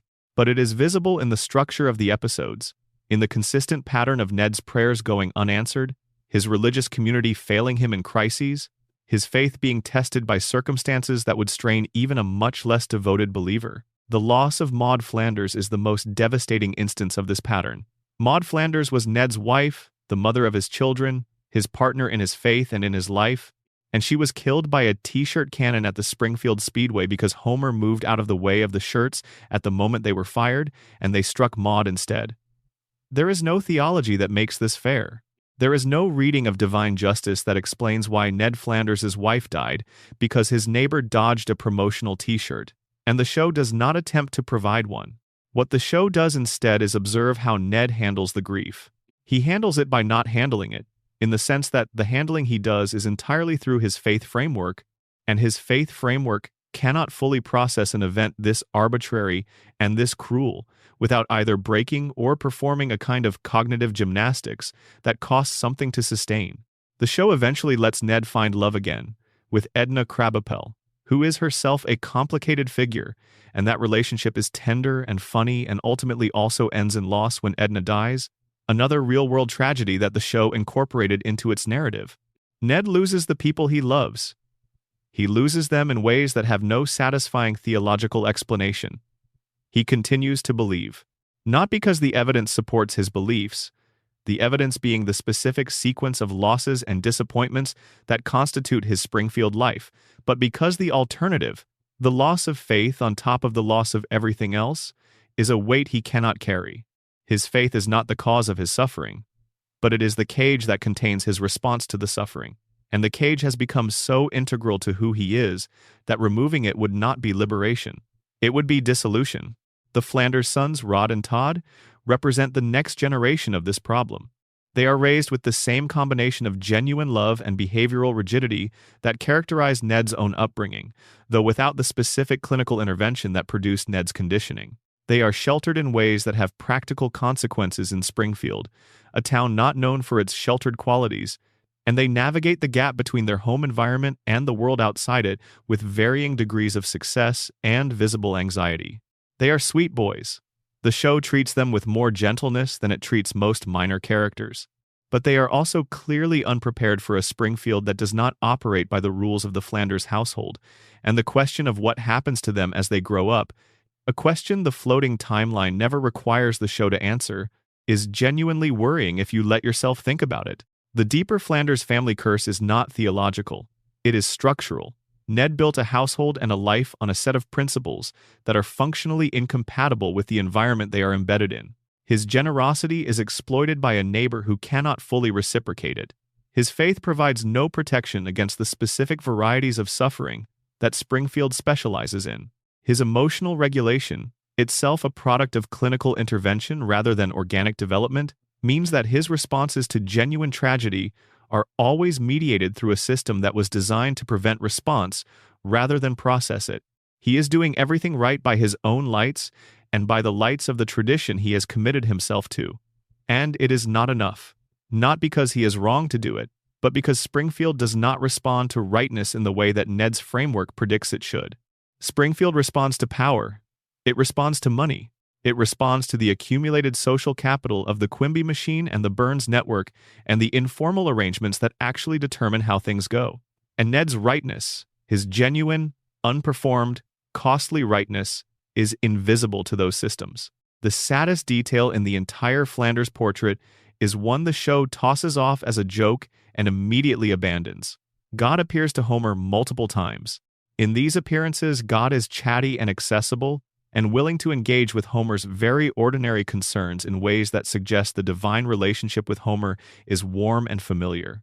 And yet in 36 years, not one of these divine visits has included a message for Ned. Not one of Homer's conversations with God has ended with, "By the way, tell your neighbor I got his prayers."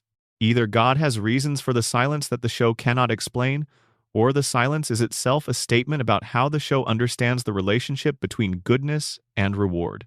The Simpsons has always been more honest about what life actually delivers than the comforting myths we build around it. Ned Flanders is the show's testimony that goodness is not a guarantee, that faith is not a transaction, and that the most committed people sometimes receive the least in return. Which does not mean that goodness is not worth having, just that you should not expect it to protect you. Not in Springfield. Not in most places that look like Springfield.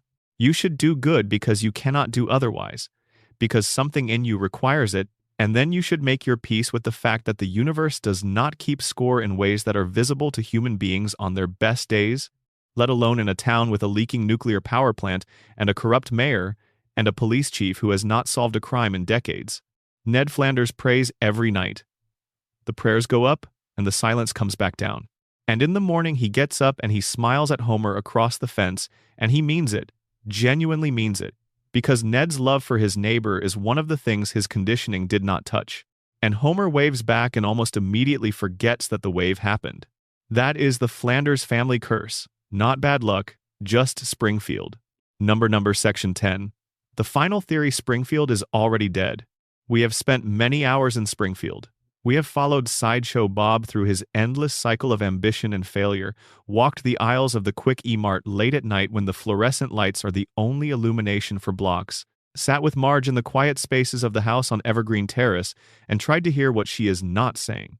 We have watched Bart skate past the elementary school on a Saturday morning when there is no authority around to notice him, and we have watched Lisa at her bedroom window with the saxophone pointed at a sky that seems too small for what she is putting into it. We have stood at the perimeter of the nuclear power plant and looked at the cracked cooling towers and tried to understand what it means that the people who live downwind of those towers have been drinking the runoff for 36 years and cannot remember from one episode to the next what happened to them. We have examined the mathematics of the floating timeline and watched the years pile up on a town that refuses to receive them. We have traced the money from Burns's pocket through the Quimby machine and out the other side into the crumbling infrastructure of a municipality that is eating itself slowly from the inside, in full view of everyone who lives there and chooses, every single day, not to see it. And now we arrive at the final theory, the one that all the other theories are, in some sense, reaching toward, the one that sits at the end of the longest and most patient argument the show has ever made without quite making it. Springfield is already dead. Not in the literal sense. Not in the sense that the physical location has ceased to exist or that the characters have all been killed, but in the sense that what makes a place alive, the capacity for change, the possibility of becoming something different from what it is, the chance that tomorrow will be different from today in ways that matter, has been systematically removed from Springfield so thoroughly and for so long that what remains is the simulation of a living town rather than the thing itself. Let's trace the argument from its foundations. A living community changes over time. People are born in it and grow up in it and eventually leave it or age within it, and the departure of the old and the arrival of the new produces the generational turnover that prevents a place from freezing into a fixed image of itself. Springfield has not had generational turnover. Not real turnover. The children are the same children they have always been. The parents are the same age they were when the show began. The grandparents, the Grandpa Simpson generation, have aged in relative terms, but not in ways that suggest the natural life cycle of a community playing out. Springfield is frozen. The freezing was initially presented as a production convenience, the floating timeline explained in terms of how animated shows work and audience expectations, and the difficulty of aging characters in a medium that relies on established visual identities. But the longer the freeze has continued, the more it has stopped looking like a convenience and started looking like a condition. A living community has institutions that change. Schools develop, police departments reform or fail to reform and face consequences for the failure. Governments change hands, businesses open and close in response to real economic forces. Springfield's institutions do not change in these ways. They persist in their current state, slightly broken and slightly functional, and entirely stable in their brokenness, season after season after season. A living community has a relationship with the past in which the past is actually in the past. Things that happened 10 years ago are processed as having happened 10 years ago. People who were involved in events carry the memory of those events forward and are changed by them. Springfield does not have this relationship with the past. Springfield has a relationship with the past in which the past is always available to be revised. Events that happened last season may or may not be referenced this season, and consequences do not necessarily travel forward from the events that generated them. The most extreme version of the dead Springfield theory is this. The town we are watching in each episode is not Springfield continuing to exist. It is the memory of Springfield, played back. It is the image of a place that was alive once, sometime around 1989, and whose image has been preserved in perfect, unchanging detail while the thing itself has quietly, without announcement, ceased. This reading fits with the coma theory more elegantly than any other framework. If Homer is dreaming, if the show is the projection of an unconscious mind, then what Homer is projecting is not a living Springfield but the memory of one. The Springfield of his dream is the Springfield he last experienced as a conscious person. It is the Springfield of April 1993, preserved in the amber of his sleeping mind, replayed with variations but never allowed to develop beyond the state it was in when he last saw it. Every episode is a memory replayed. Every character is a memory of a person. Homer's Marge is his memory of Marge. Homer's Bart is his memory of Bart. Homer's Lisa is his memory of Lisa. And Maggie is his deepest hope for who Maggie might become, projected onto the infant he last held before the vending machine fell and the hospital bed became his permanent address. Under this reading, the Springfield we have been watching for 36 years is not a place. It is an act of memory so sustained and so detailed that it has taken on the appearance of a place.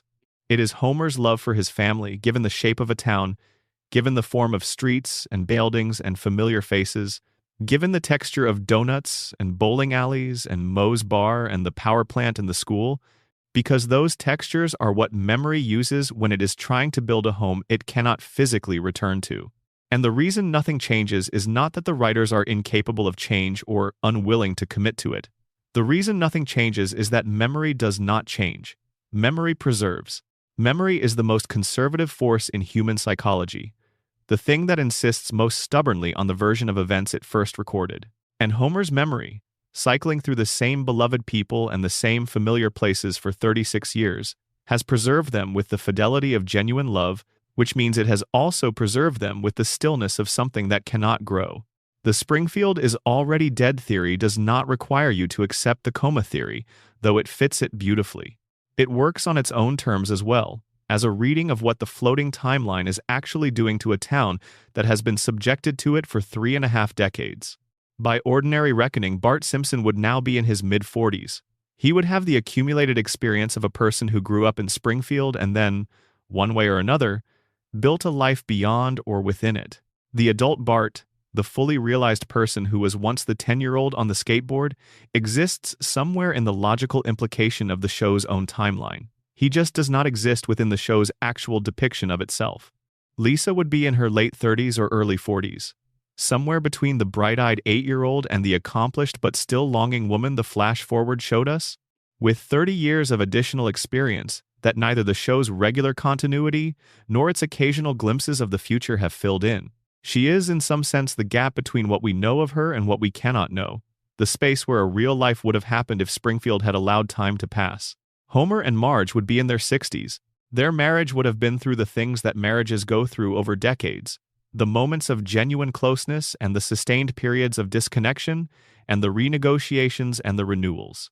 They would know each other differently than the show depicts them knowing each other, because 30 years of actually living beside someone produces a knowledge that cannot be depicted from the outside of a 30-year relationship, and the show, which has only ever depicted the surface of a single perpetual year, cannot access it.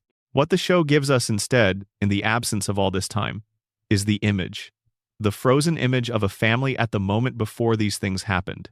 The moment when the children were still young enough that their futures were possibilities rather than records. The moment when the marriage was still what it was rather than what 30 years would have made it.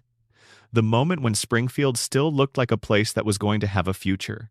The dead Springfield theory says that the show made a choice, consciously or unconsciously, to preserve that moment rather than to depict what followed from it. And in making that choice, it created something that is not quite a story, and not quite a memory, and not quite a portrait of a place, but some combination of all three. An artifact of American cultural life that has endured for 36 years by refusing to do what real things do, which is change. There is something in the human relationship with The Simpsons that goes beyond ordinary television fandom. People do not just watch The Simpsons, they return to it. They carry specific episodes and specific lines and specific images with them for decades, the way you carry certain memories of childhood homes or childhood friendships, not because they were objectively significant, but because something about them got into you at a formative moment and stayed. Springfield is, for a generation of viewers who grew up watching it, a kind of secondary childhood, a place that existed in the background of the years when the world was first becoming fully intelligible, when the vocabulary of how things work was being assembled, when the tones and textures of adult life were being decoded through the comedy of adults who were failing at it in recognizable ways. And those years do not come back. That is the thing about them. You can return to the show. You can sit with a specific episode from 1993 or 1996 and let it play, and for the duration of it, something that feels like return is available. The couch is the same.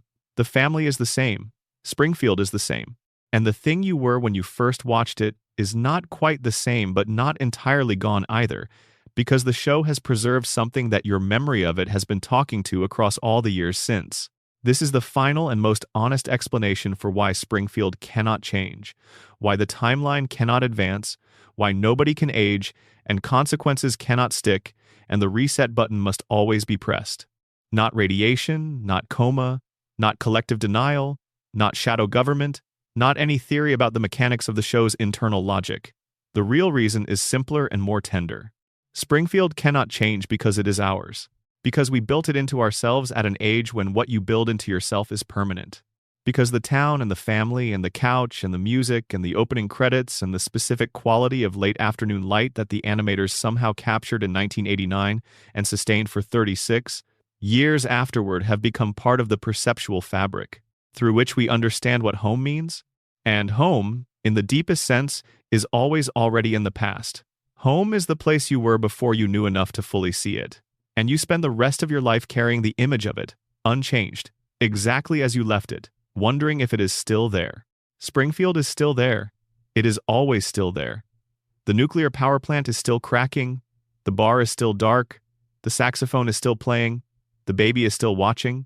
Homer is still dreaming. And somewhere, in a hospital bed in a town that does not appear on any map, a man is holding onto the image of his family with everything he has, because it is the only thing he has left to hold, and it is enough. It has always been enough. That is Springfield. That is what the show is. 36 years of someone holding on. And every time you watch it, every time the theme music plays and the clouds part over the title card, and the family scatters from the car and lands on the couch in a pile, you are holding on too. You are sitting beside Homer in the dark. You are keeping the dream company. You are making sure he is not alone. Number bonus section. The extended theories, deep cuts, and buried connections. What follows is the material that does not fit cleanly into any single section, the threads that connect the major theories to each other, the smaller mysteries that have never received the attention they deserve, and the observations that, the longer you sit with them, the more they seem to say about what Springfield actually is and what the show has been doing all this time. The Patty and Selma problem. There is a theory about Patty and Selma Bouvier that the show almost makes explicit in several episodes and then retreats from, consistently, as though the implication is too uncomfortable to land on directly. Patty and Selma are Marge's sisters. They are twins. They work at the DMV. They smoke constantly, a detail the show has used for both comedy and metaphor across its entire run. The cigarettes dangling from their lips as they process license renewals with the specific brand of resigned aggression that DMV workers in fiction are legally required to embody. They dislike Homer with an intensity that has never fully diminished, despite his occasional heroics on their behalf. And they have been, for the entirety of the show's run, the characters who most clearly inhabit the life that Marge did not choose. The theory begins with a question. Why are Patty and Selma, who are intelligent enough and professionally stable enough to have maintained long careers, why are they so thoroughly defined by their failure to form the kind of romantic partnership that Marge has? The show plays their loneliness for comedy with remarkable regularity. Their various attempts at relationships, their dating histories, their celebrity crushes, the sustained sadness of their domestic arrangements, are all treated as material for jokes in a way that would be uncomfortable if you pause to examine it for more than a moment. But the show also, on occasion, treats their situation with something more like honesty. Patty's coming out episode, in which she reveals that she is gay and has been for her entire life, is handled with genuine warmth and with a seriousness that the Bouvier sisters' storylines do not always receive. And the revelation reframes everything you thought you knew about Patty's romantic history. The failed relationships, the longing, the apparent inability to connect were not character flaws or bad luck or the cruel mathematics of finding love late. They were the consequence of Patty spending her life in a context that did not give her the freedom to pursue what she actually wanted. The Simpsons was slow to get to this storyline, and when it arrived, it was treated as a significant episode rather than a casual revelation, which suggests the writers understood they were doing something with weight. But the weight extends backward as well as forward. Patty's entire arc up to that point reads differently once you know what you know. The sardonic humor, the cultivated cynicism, the aggressive protection of a personal space that she rarely let anyone fully into, these are the behaviors of someone who has spent decades managing the gap between her internal experience and the life she was presenting to the world. Selma's situation is different but equally revealing. Selma wants to be a mother. This is a consistent and genuinely felt desire that the show explores across multiple episodes. Her various marriages, entered into with optimism and exited with pragmatism, are partly attempts to find the domestic arrangement that would make having a child possible. The show is not always gentle with Selma in this regard, using her desire for love and family as comedy material in ways that occasionally curdle. But it is also, at its best, genuinely sympathetic to the situation of a woman who knows what she wants and has not been able to get it. When Selma adopts Ling, a daughter from China, the episode is one of the most emotionally generous things the show has ever done with a character who has usually been played for comedy. The love Selma shows for her new daughter is immediate and unconditional and entirely real within the show's emotional logic. She got what she wanted, and the show, to its credit, did not undercut the moment with irony. But the theory that connects Patty and Selma to the larger Springfield framework is not really about their individual stories. It is about what they represent as a pair. They are Marge's shadow.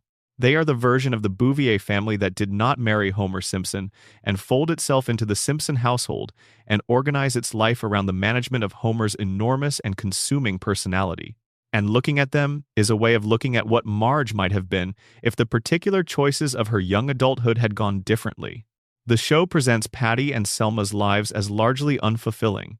Their professional situation is stable but joyless. Their romantic situations have been consistently frustrated.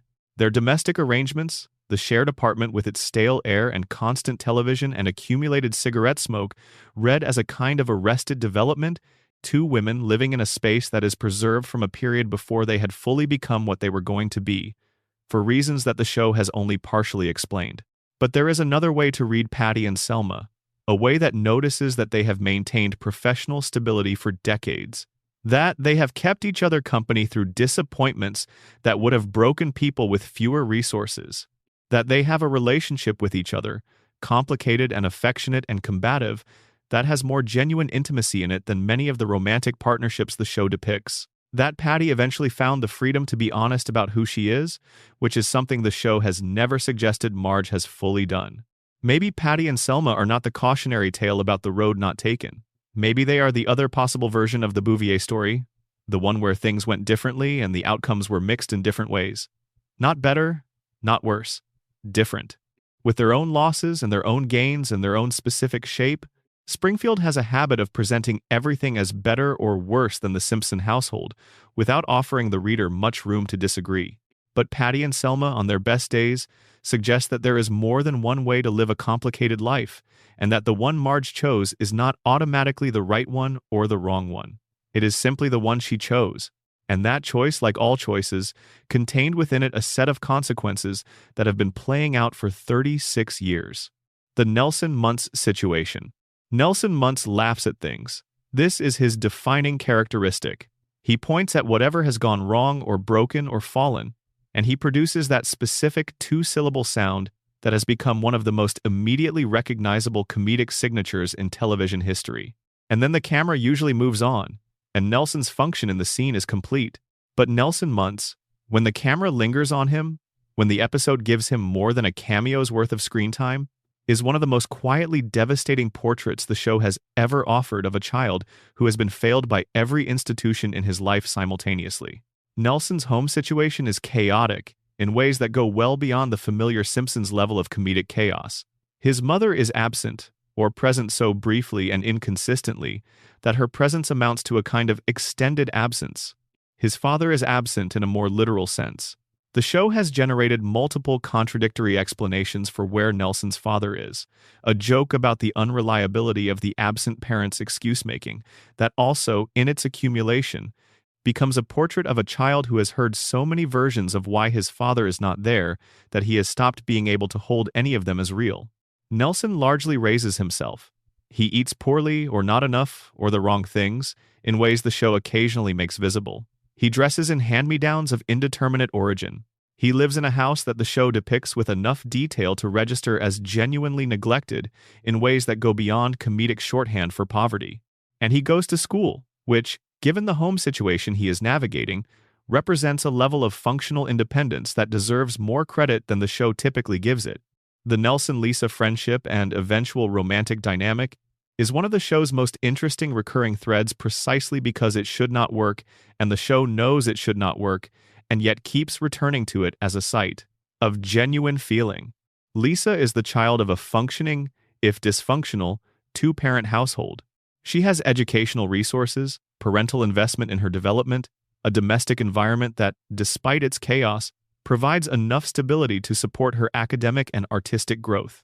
Nelson has none of these things, and yet what the show suggests, in the episodes where it lets Nelson be a person rather than a laughing mechanism, is that Nelson's experience of the world, shaped by the specific pressures of his neglect, has given him a quality that more protected children often lack.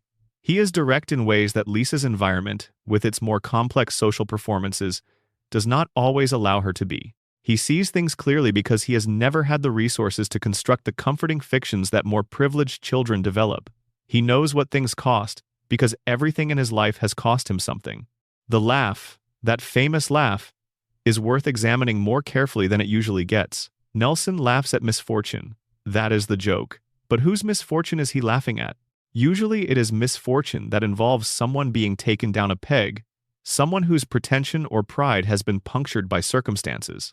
The moment when the pompous or the powerful or the simply too happy encounter the specific form of gravity that brings them back to earth. Nelson's laugh is a lower-class child's response to the spectacle of a higher-class world, discovering that it too is subject to the rules everyone else has always been subject to. It is not kind, but it is honest. And in Springfield, which has more than enough people performing a comfortable relationship with the truth, Nelson's brutal clarity about what is actually happening has a function. It is the sound of the person who was never protected from reality, noting that reality has arrived for someone else too. The theory about Nelson is not complicated. It is simply this. Nelson Muntz is Springfield's clearest portrait of what childhood poverty actually looks like, stripped of the comedic softening that the show applies to most of its depictions of economic struggle.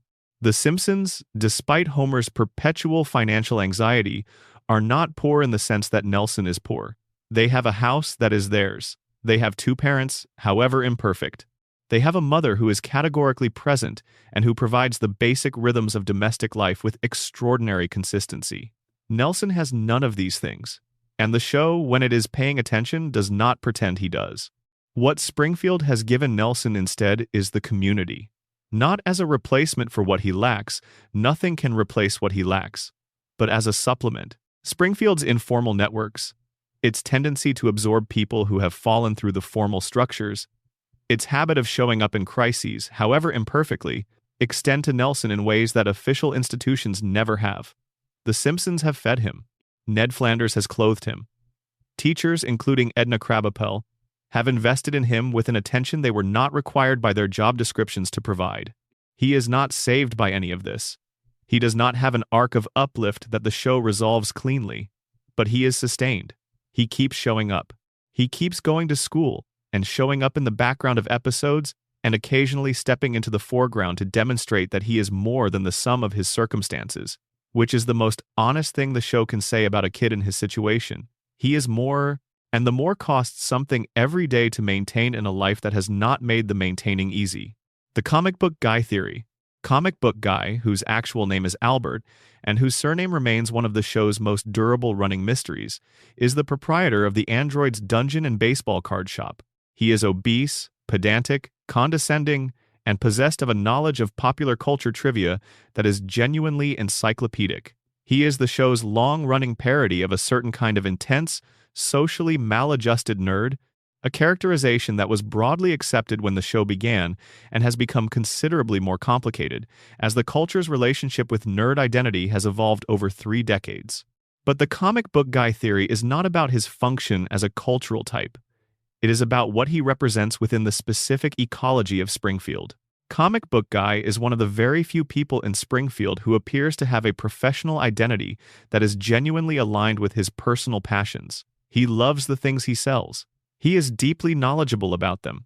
His expertise is real and is occasionally deployed in ways that are genuinely helpful to people who need it, even if the manner in which he deploys it is alienating. His shop is the place in Springfield where deep knowledge of specific cultural objects is valued rather than mocked, where the investment of time and attention in things that most of the town regards as trivial is treated as legitimate, where the accumulation of expertise is a form of currency.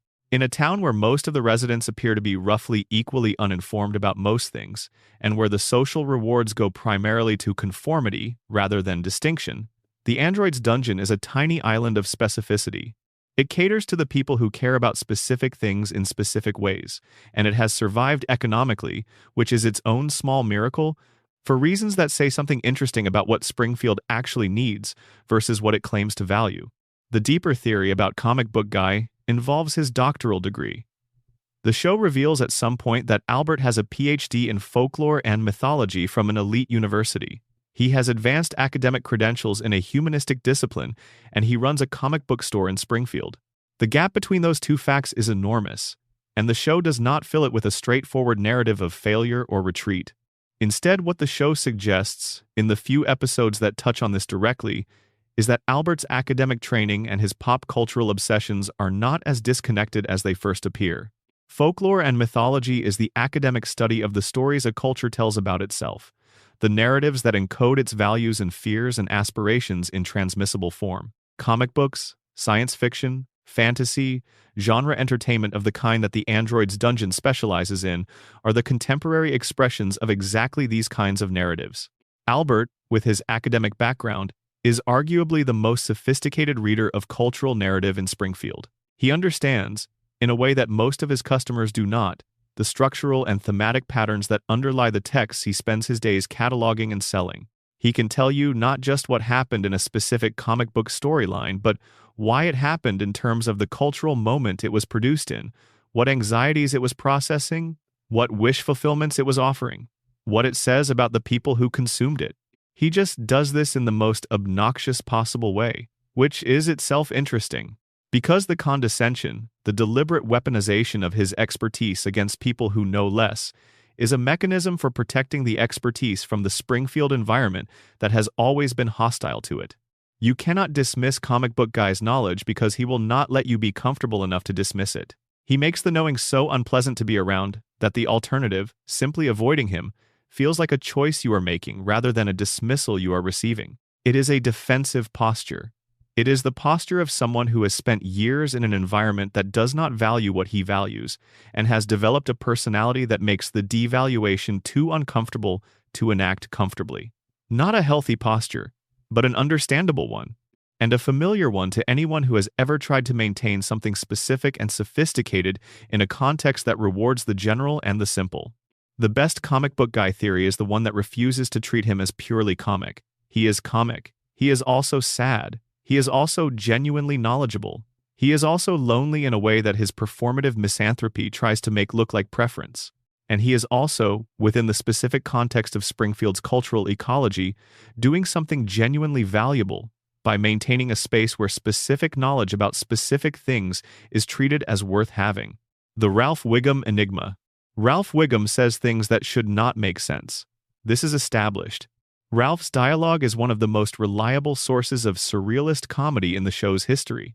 A stream of non sequiturs and apparent misunderstandings, and conceptually scrambled observations that the show has produced with remarkable consistency across the years. But here is what the Ralph Wiggum theory asks you to consider. What if Ralph's statements are not non sequiturs? What if they are responses to information that everyone else in the room cannot access? The theory is that Ralph Wiggum is not cognitively impaired in the conventional sense. He is differently perceptive.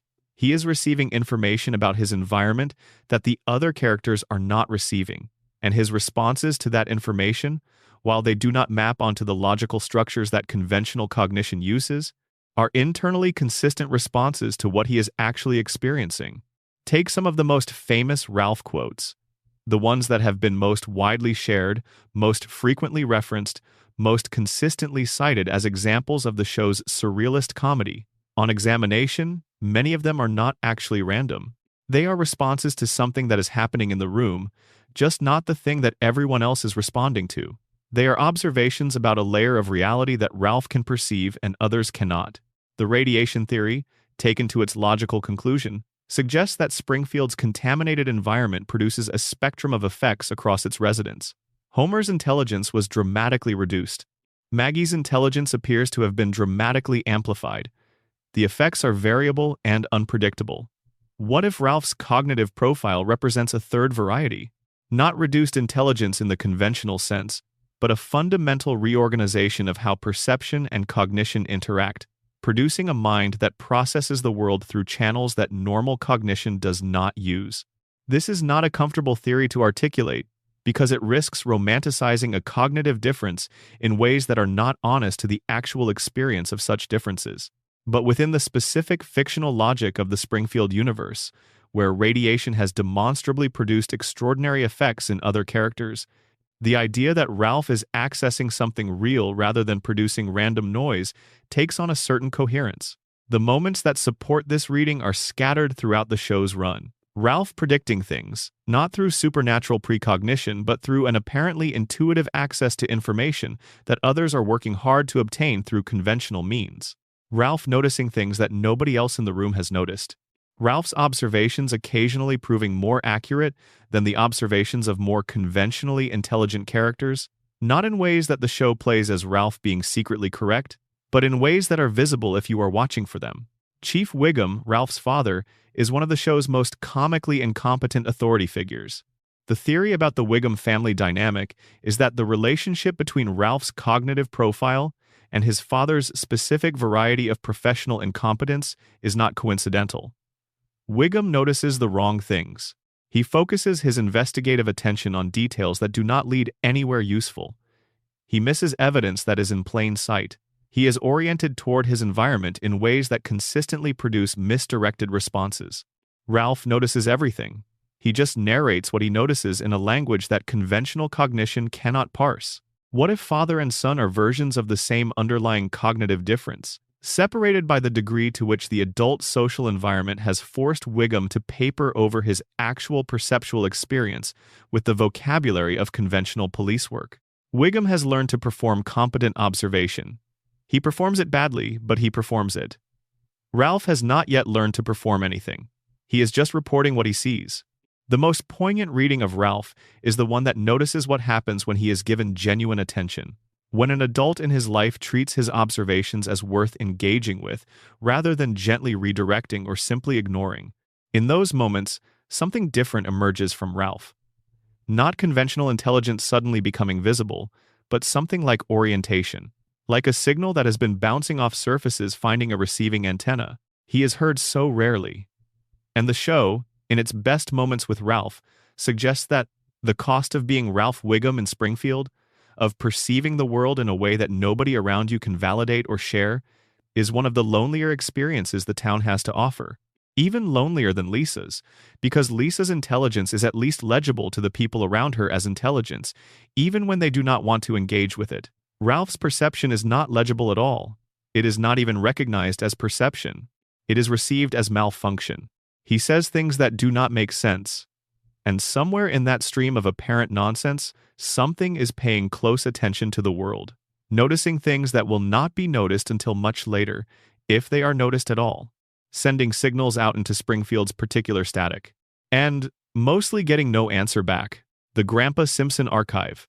Abe Simpson, Homer's father, is one of television's great repositories of selectively true stories about a life lived across a century of American experience. He is old.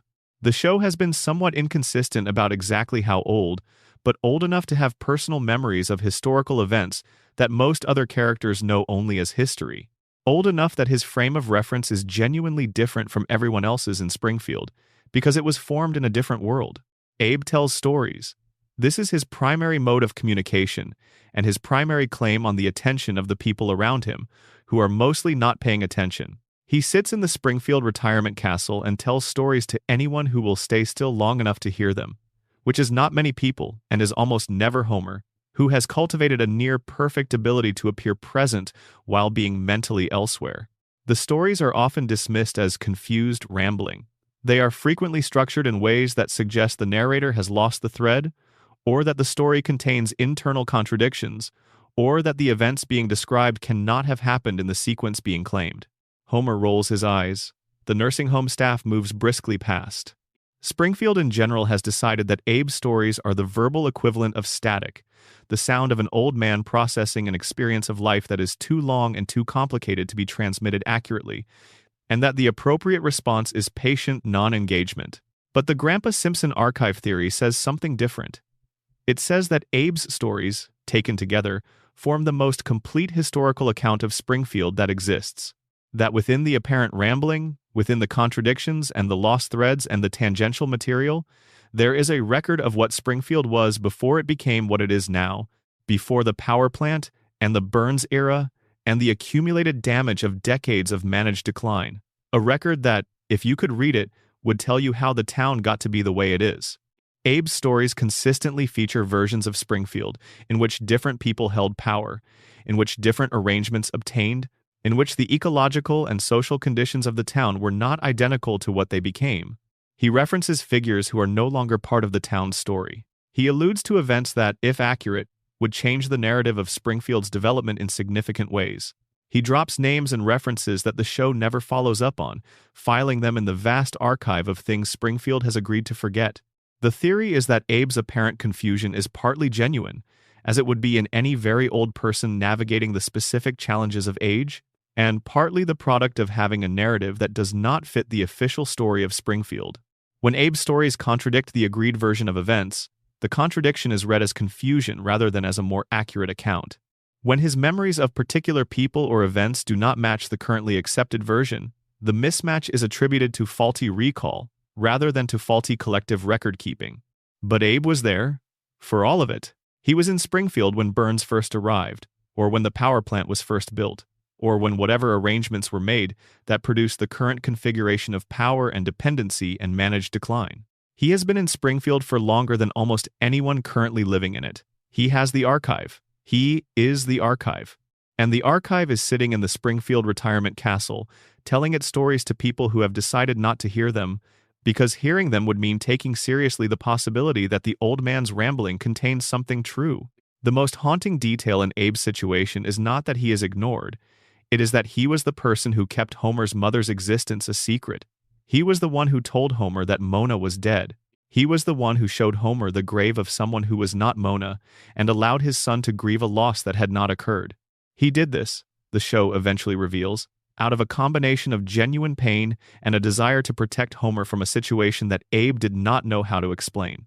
Which means that Abe, who is the repository of Springfield's history, who contains within him the stories of what the town was and how it became what it is, who has been trying to transmit that knowledge to the people around him for decades, made the decision to withhold the most important piece of information in Homer's life. He chose to keep the secret. He chose to protect Homer from the truth rather than give Homer the truth and trust him to handle it. This is consistent with everything the show tells us about Springfield's relationship to its own history. The people who have the information choose to withhold it. The people who have the power to disrupt the comfortable fiction choose not to exercise it. And the comfortable fiction persists, and the archive remains unread, and the old man keeps telling his stories to an empty room. The Disco Stew Meditation. Disco Stew exists on the margins of Springfield as a figure who has organized his entire identity around a cultural moment that is, by any objective measure, decades past. He dresses in 1970s disco fashion. He speaks in a particular idiom associated with that era. He carries himself with the specific confidence of a person who has found their tribe and committed to it fully, with the notable complication that the tribe dispersed around 1980 and Disco Stew was apparently the only person who did not receive the memo. He is usually played as a joke, which is fair, because he is objectively funny. The joke is about temporal dislocation, about a person who got stuck in a cultural moment and cannot or will not move out of it. And the joke works because the gap between Disco Stew's self-presentation and the world he actually occupies is so large and so consistent that it has its own comic logic. But Disco Stew, examined more carefully, raises the same questions that the show's larger temporal themes raise. What does it mean to be stuck in a moment? What is the relationship between a person's chosen cultural identity and the broader temporal flow that makes some cultural identities feel current and some feel anachronistic? And why does Springfield, of all places, have a disco stew? The answer that the radiation and coma theories suggest is that Disco Stew is an extreme version of what is true of everyone in Springfield. He is stuck in a moment. His moment is just visible in a way that most people's is not. Most Springfield residents are stuck in the perpetual present of the floating timeline, which is itself a kind of temporal dislocation, but because everyone around them is in the same dislocation, the stuckness is not legible as stuckness. It just looks like life. Disco Stew's stuckness is visible because his particular cultural moment diverged from the mainstream at a specific historical point, and the gap has been widening ever since. He is what you get when you take Springfield's general temporal arrest and make it specific to a single identifiable moment. He is the floating timeline made flesh, wearing a leisure suit. There is also the matter of Disco Stew as a character who has found something that works for him and has committed to it completely, regardless of what the world around him thinks about the commitment. This is not nothing. In a town full of people who are confused about who they are and what they want and whether the life they are living is the one they would have chosen with more information, Disco Stew knows exactly who he is and dresses accordingly every single day. He has a shtick, and he has committed to it at the expense of social currency that might otherwise have been available to him. The trade he has made is not obviously the wrong one. He is recognizable. He is memorable. He has a consistent self-presentation that cuts through Springfield's ambient chaos in a way that many more conventionally calibrated personalities do not. People know who Disco Stew is, and in Springfield, where the collective memory is damaged and the identities are slippery and nobody can quite remember what happened 2 episodes ago, being someone people definitely remember has a value that is easy to underestimate. The secondary characters as infrastructure. Springfield's vast supporting cast, the dozens and dozens of named and unnamed characters who populate the background of every scene, who have their own catchphrases and their own recurring arcs, and their own surprisingly developed personalities for people who might appear in only a handful of episodes per season, represents one of the show's most extraordinary achievements, and one of its least discussed theoretical territories. The theory is that Springfield's secondary characters are not really secondary. They are the town. The Simpsons are the family the show follows. But Springfield is the entity the show is about. And the entity that is Springfield is constituted by the hundreds of people who are not the Simpsons, who carry the town's history in their bodies, and their daily routines, and their relationships with each other, in ways that the primary family storylines never quite capture. Dr. Nick Riviera, whose medical credentials are mysterious but whose enthusiasm for medicine is genuine, represents something real about healthcare in a community like Springfield. Dr. Julius Hibbert, who laughs at inappropriate moments with a cadence so distinctive it has become its own cultural reference, represents something else: the healthcare provider who is competent and present, and somehow unable to fully engage with the emotional register of what his patients are experiencing. The two doctors between them cover the full range of what medicine looks like in a community where the formal medical infrastructure is inadequate, but the human beings embedded in it are doing what they can. Lionel Hutz, the lawyer, is a portrait of legal representation for people who cannot afford better, so extended and so specific that it functions as a genuine critique of access to justice even within its comedy. The show was aware of this, which is why they retired the character following the death of his voice actor Phil Hartman, rather than recast him, because recasting Hutz would have required taking a position on what Hutz was that the existing portrayal deliberately avoided committing to. Hank Scorpio, the genuinely warm and supportive supervillain who appears in only one episode and is consistently cited by fans as the character they most wish had recurred, represents something interesting about charismatic leadership and what it does to people who encounter it. He is legitimately better at being Homer's boss than Burns is. He is also literally a Bond villain who is building a weapon of mass destruction. The combination, played with complete comic seriousness, is one of the show's most pointed observations about the relationship between charisma and ethics. They do not correlate the way we would like them to. Kent Brockman, the Springfield news anchor, is the show's sustained portrait of media in a captured attention economy environment. He is vain, easily panicked, willing to adjust his factual positions to match the emotional temperature of the moment, professionally dependent on maintaining the appearance of authority, while the substance of authority erodes beneath him. He is funny because he is so recognizable. The archetype he represents has only become more recognizable in the decades since the show first developed it. Groundskeeper Willie is the show's portrait of the foreign worker in an American institution, stripped of context and dignity by his employment situation, and sustained primarily by a combination of extraordinary physical capability and a stubbornness that the Scottish blood the show gives him is used to explain. Though the actual explanation is simpler, he needs the job, and he is good at the parts of the job that nobody else can do, or would want to. And Springfield has decided that this particular combination of need and usefulness is enough to define a person. None of these characters are central to the Simpson family's story. All of them are central to Springfield's story. And the theory is that what the show has been building, across 36 years and over 700 episodes, is not just the story of one family in one town.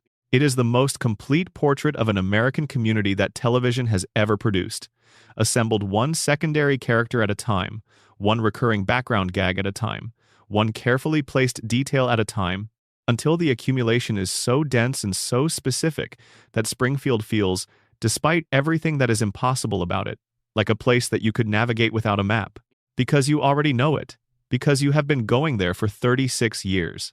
Because Springfield is the most familiar place in America that has never existed, and the secondary characters, all the Willies and the Kent Brockmans and the Disco Stews and the Dr. Nicks, are the people who make it feel that way. They are the ones who make it feel like home. The four-fingered hand. Every character in Springfield has 4 fingers on each hand. This is one of those details that is so ubiquitous in the show's visual vocabulary that most viewers stop registering it almost immediately. 4 fingers is just how The Simpsons look. 4 fingers is just how Springfield residents look. It is an animation convention that goes back to the earliest days of the medium, a practical choice that predates The Simpsons by decades, and that the show inherited along with all the other visual conventions of American animation. But within the show's internal logic, within the framework of a fictional universe where the radiation theory and the mutation theory and the contamination zone model all have evidence behind them, 4 fingers is not just an animation convention. It is a physical characteristic shared by every person in Springfield and by no one outside it. When visitors arrive from other places, when guest characters appear who are not Springfield residents, they have 5 fingers. The show has drawn them differently for decades. The four-finger detail is the most literal possible expression of the mutation theory. It is a physical difference from normal human anatomy that is universal within the contamination zone and absent outside it. You do not need to be looking for evidence of radiation-induced mutation to see it. It is in every shot. It has been in every shot since the show began. And the comfortable explanation, the animation convention explanation, is so thoroughly established that almost nobody registers it as requiring any other explanation. But within the world of the show, within the Springfield universe where the radiation is real and the contamination is real and the power plant's violations are canonically established, the four-finger hands of every Springfield resident are not a cartoon-style choice. They are the most visible and most consistent physical marker of what the plant has done to the people who live beside it. Burns has four fingers too. Of course he does. He has been in Springfield longer than anyone. He is more saturated with radiation than any other single individual in town. And his body, sustained by weekly treatments that the show depicts as involving radiation exposure, has been maintaining the specific physical configuration of a Springfield native for over a century. The theory about the four-fingered hand is simply this. The show has been showing you the mutation for 36 years. Not as a horror revelation, not as a dramatic twist, as a fact of the visual environment, normalized to the point of invisibility, embedded in the show's most basic visual vocabulary. The mutation is so thoroughly absorbed into how Springfield looks that the show does not need to call attention to it. It is just there. It has always been there. In every scene, on every character, in every frame, four fingers. And nobody counts. The couch gag as cosmology. The couch gag is the part of the Simpsons opening credits sequence in which the family races home and arrives on the couch in various configurations, some ordinary and some elaborate, some simple and some so technically ambitious that they represent short films in their own right. The couch gag has been running since the show's first episode. It has become one of the most anticipated and most discussed recurring elements of the show. And the theory about the couch gag is this. It is not a gag. Or rather, it is a gag in the sense that it is funny, but it is also the show's opening cosmological statement. The thing it shows you, before every single episode, before the story of the day begins, is the attempt and the arrival. The family is always somewhere else. The family is always rushing. The family is always in motion toward the couch, toward home, toward the specific domestic configuration that represents the Simpson household's natural state. And they arrive. Always. However bizarre the path, however impossible the journey, whatever obstacles or transformations or magical detours the gag requires them to navigate, they arrive. On the couch. Together. In Springfield. This is the cosmological statement. The universe of the show, however strange it gets, however dark the theories become, however thoroughly the contamination and the corruption and the damage run through everything, always contains the possibility of the family arriving on the couch together. The couch is home. Home is possible. The return is always available. The coma theory would say that the couch is Homer's deepest dream, the thing he is always trying to reach in his unconscious simulation of family life, the specific image of arrival and togetherness and settled warmth that his sleeping mind generates and regenerates across every episode. The couch is what he wants, what he always wanted, what he is still reaching toward in the hospital bed. The radiation theory would say the couch is the center of Springfield's psychological immune system, the image of safe return that the contaminated population uses to orient itself, to find its way back to something real when the mutation and the damage and the managed decline become too much to hold all at once. Whatever the theory, the couch gag says the same thing every time. We are going home. We always go home. The show is about a family that goes home. And home in Springfield is always waiting. What Springfield knows about America. Every major theory about Springfield, taken together, forms a portrait of something larger than a cartoon town. They form a portrait of the country that produced it. And the portrait is not flattering. It is honest, which is different. America has always had its Springfields. Its company towns built around single economic engines whose failure would mean community collapse. It's political machines that persist because the alternative to them is uncertainty, and uncertainty is more frightening than managed corruption. It's contaminated landscapes that are known to be contaminated and that people continue to live in because leaving requires imagining something else, and something else requires resources that the contamination has helped make unavailable. It's children who are too smart for their environments, and it's adults who have stopped trying to improve them. It's myths of family and community that serve as covers for the genuine dysfunction underneath them, not because the love is fake, but because love and dysfunction are not mutually exclusive, and the myth insists otherwise. Springfield is not a warning about where America might go. Springfield is a portrait of where America has always been. The nuclear plant could be the steel mill. Burns could be any of the number of industrialists who owned towns in the 20th century and treated their employees' health and safety as line items to be minimized. The floating timeline could be any American community's relationship with its own history, which tends toward the celebratory revision that removes inconvenient facts and the collective amnesia that makes it possible to repeat the same mistakes with the genuine bewilderment of people who cannot remember making them before. The show never says any of this directly. It has been saying it obliquely, through jokes and gags and surrealist non sequiturs, and the occasional episode that is too honest to sustain the comedy for its full running time. It has been saying it through 36 years of a family that loves each other imperfectly and survives things it should not survive, and forgets things it should not forget, and keeps getting up the next morning and going to work at the plant, and going to school, and sitting on the couch and watching television in the blue light of the screen.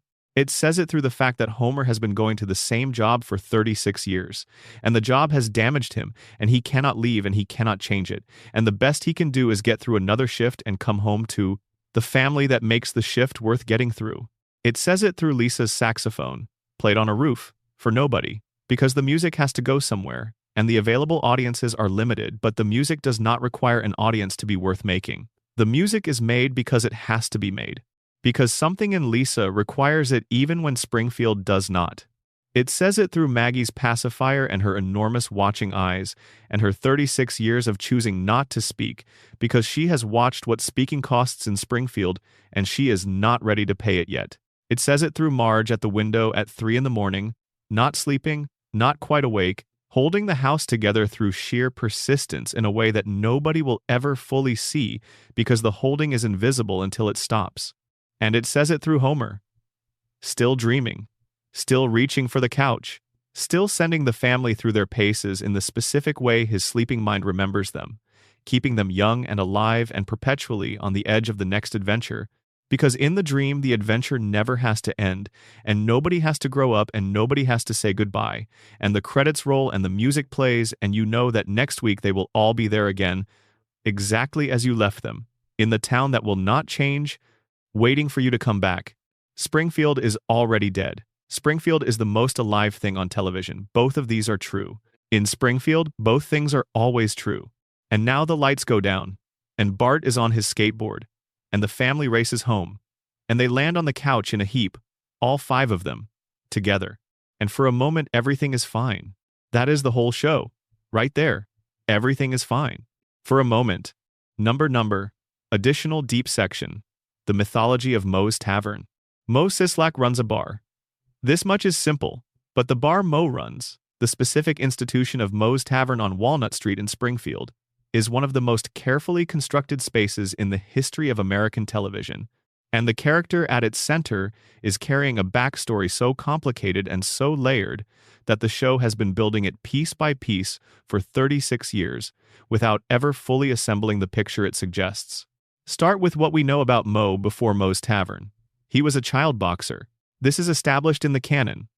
A former child boxer who competed professionally at an age when professional boxing involving children raises its own uncomfortable questions that the show wisely does not linger on. He was competitive. He was determined. He was driven by the kind of self-invention through physical competition that certain kinds of childhoods produce when the other available paths are not available. He lost. Not in a single decisive fight, but across the longer arc of a boxing career that did not culminate in the success he had been working toward. And after the losing, he ended up in Springfield, running a bar, serving the same regulars every day, fielding prank phone calls from an anonymous caller who asks for people with names like Amanda Hugginkiss and Alcoholic and Seymour Butts, and maintaining a cheerful enough surface over a baseline of misery so deep and so established that it has become, over 36 years, a kind of Springfield institution in its own right. The prank calls are worth considering in more detail than they usually receive. The caller, who the show eventually reveals is Bart Simpson, calls Moe's tavern and asks for a person by a name that is obviously a joke. Moe, unable to spot the joke in the moment, calls out the name to the bar. The bar hears the joke the name contains and reacts with the laughter appropriate to a bar full of people who have had several drinks. And Moe, realizing the trap he has walked into, loses his temper in ways that are disproportionate and comic. The prank call gag has been running since the very first episodes. It is one of the show's oldest recurring bits.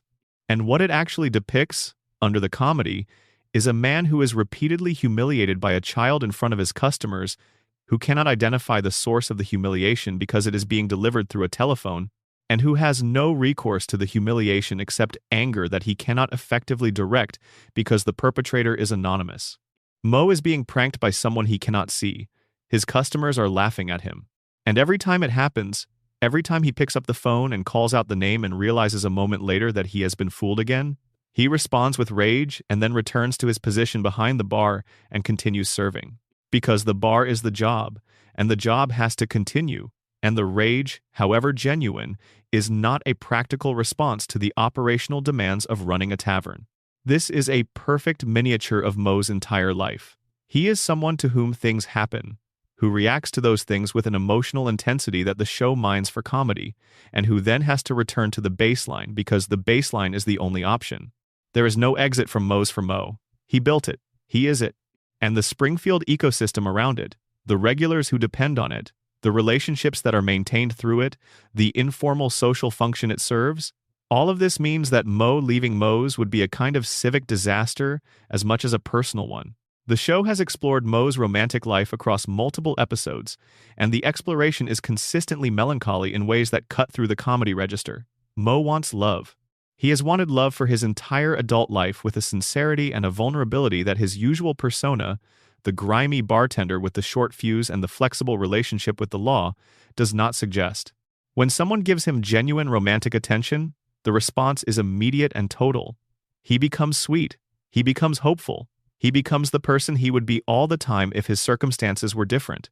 And it always goes wrong. Not through villainy on anyone's part, usually, but through the accumulated weight of who Moe is and what he has built his life into. A woman who falls for the sweet Moe inevitably encounters the bar Moe. The bar Moe is inseparable from the sweet Moe because the bar is where Moe lives. And the bar is also the place where every aspect of Moe's life that makes genuine romantic partnership difficult, the irregular hours, the questionable associates, the moral flexibility around certain legal gray areas, is most visibly on display. The mythology of Moe's Tavern includes a version of the bar's history that the show has gestured at in several episodes without ever fully assembling. There are hints that Moe's has a history that predates Moe's ownership of it, that the specific location, the specific building, the specific function as a social gathering place for Springfield's male population is older than Moe and will outlast him. That Moe is a custodian of something that he did not create and that is bigger than he is. This reading makes the bar something more than a comedy location. It makes it an institution in the sociological sense, a place that has accreted meaning and social function across decades of use, that carries the weight of all the conversations and the confessions and the celebrations and the grieving that have happened within its walls, and that in some sense does not belong to Moe so much as Moe belongs to it. Homer's relationship with Moe's is one of the show's most consistent and most genuinely felt. Homer goes to Moe's because Moe's is where Homer is understood, or at least where Homer does not have to explain himself. Moe already knows. The regulars already know. The bar already has Homer's configuration accommodated. His seat, his drink, his company, the specific social temperature at which Homer is most comfortable, all of it is already provided. Homer does not have to construct himself at Moe's the way he has to construct himself everywhere else.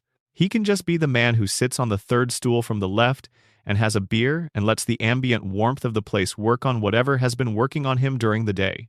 This is what bars are for, in their most functional configuration. Not drinking, exactly, though the drinking is part of it, but the permission not to be performing. The permission to exist in the company of other people who are also not performing, at least for a little while, before the evening ends and everyone has to go back to their constructed selves. Moe provides this. It is the most important thing he does and the least acknowledged. The comedy of Moe's is real. The warmth underneath it is also real. And Moe, behind the bar, dispensing the warmth with one hand and the comedy with the other, is the institution's keeper. Its sad, lovable, deeply human keeper.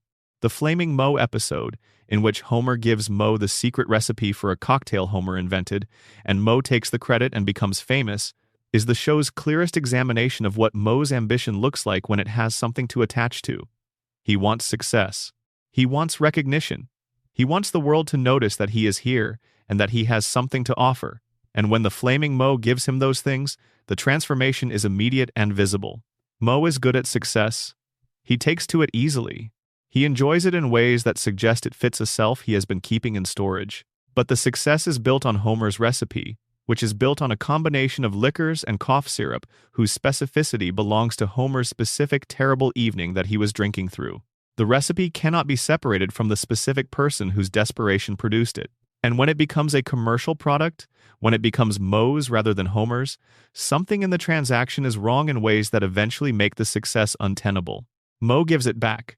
Not all the way back, not in a clean resolution, but the episode ends with a restoration of the original arrangement, with Homer and Moe back in the specific configuration of their friendship, which includes the bar, and the drinks and the regular stool, and the agreement not to talk about the things that hurt unless the beer level in the glass has gotten low enough to make talking about them necessary. That is the mythology of Moe's Tavern, finally.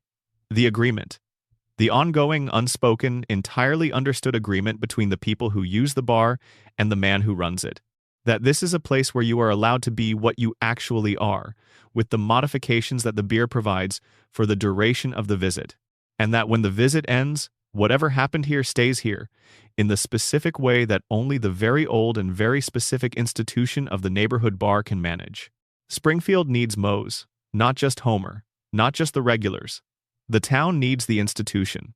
It needs a place where the official stories can be set down for a while, and the unofficial ones can be told in peace. Where the managed narratives of everyday Springfield life can be suspended in favor of something rawer and more honest. Where Moe can take a prank call and rage at a child he cannot see and then put the phone down and pour another drink, and both the rage and the drink are exactly what they look like. In a town built on comfortable lies, Moe's is where the uncomfortable truths live. And Moe, who has been keeping the lights on in that building for longer than most Springfield residents have been paying attention, is the most honest person in town. Not the best person, not the most ethical, but the most honest. And in Springfield, that counts for something. It counts for quite a lot. Number. Additional deep section. Springfield's children and the weight of their futures. Springfield Elementary School is a building. It has classrooms and a cafeteria and a gymnasium, and a library whose holdings the show has depicted as ranging from inadequate to actively misleading. It has a principal who is not who he says he is, and a vice principal whose primary function appears to be sadism, dressed in bureaucratic language, and a nurse whose medical credentials are questionable, and a groundskeeper who is qualified by his physical capability and his commitment to the grounds, rather than any formal training in grounds management. And in this building every weekday, the children of Springfield receive an education. It is not a good education. The show has been honest about this across 36 years without ever quite committing to the full weight of what that honesty implies. Springfield Elementary is, by any reasonable metric, failing its students. Not dramatically, not in the ways that get headlines and trigger external interventions, but consistently, quietly, in the specific way that chronically underfunded public schools in economically stressed communities fail their students, by not quite having enough of anything.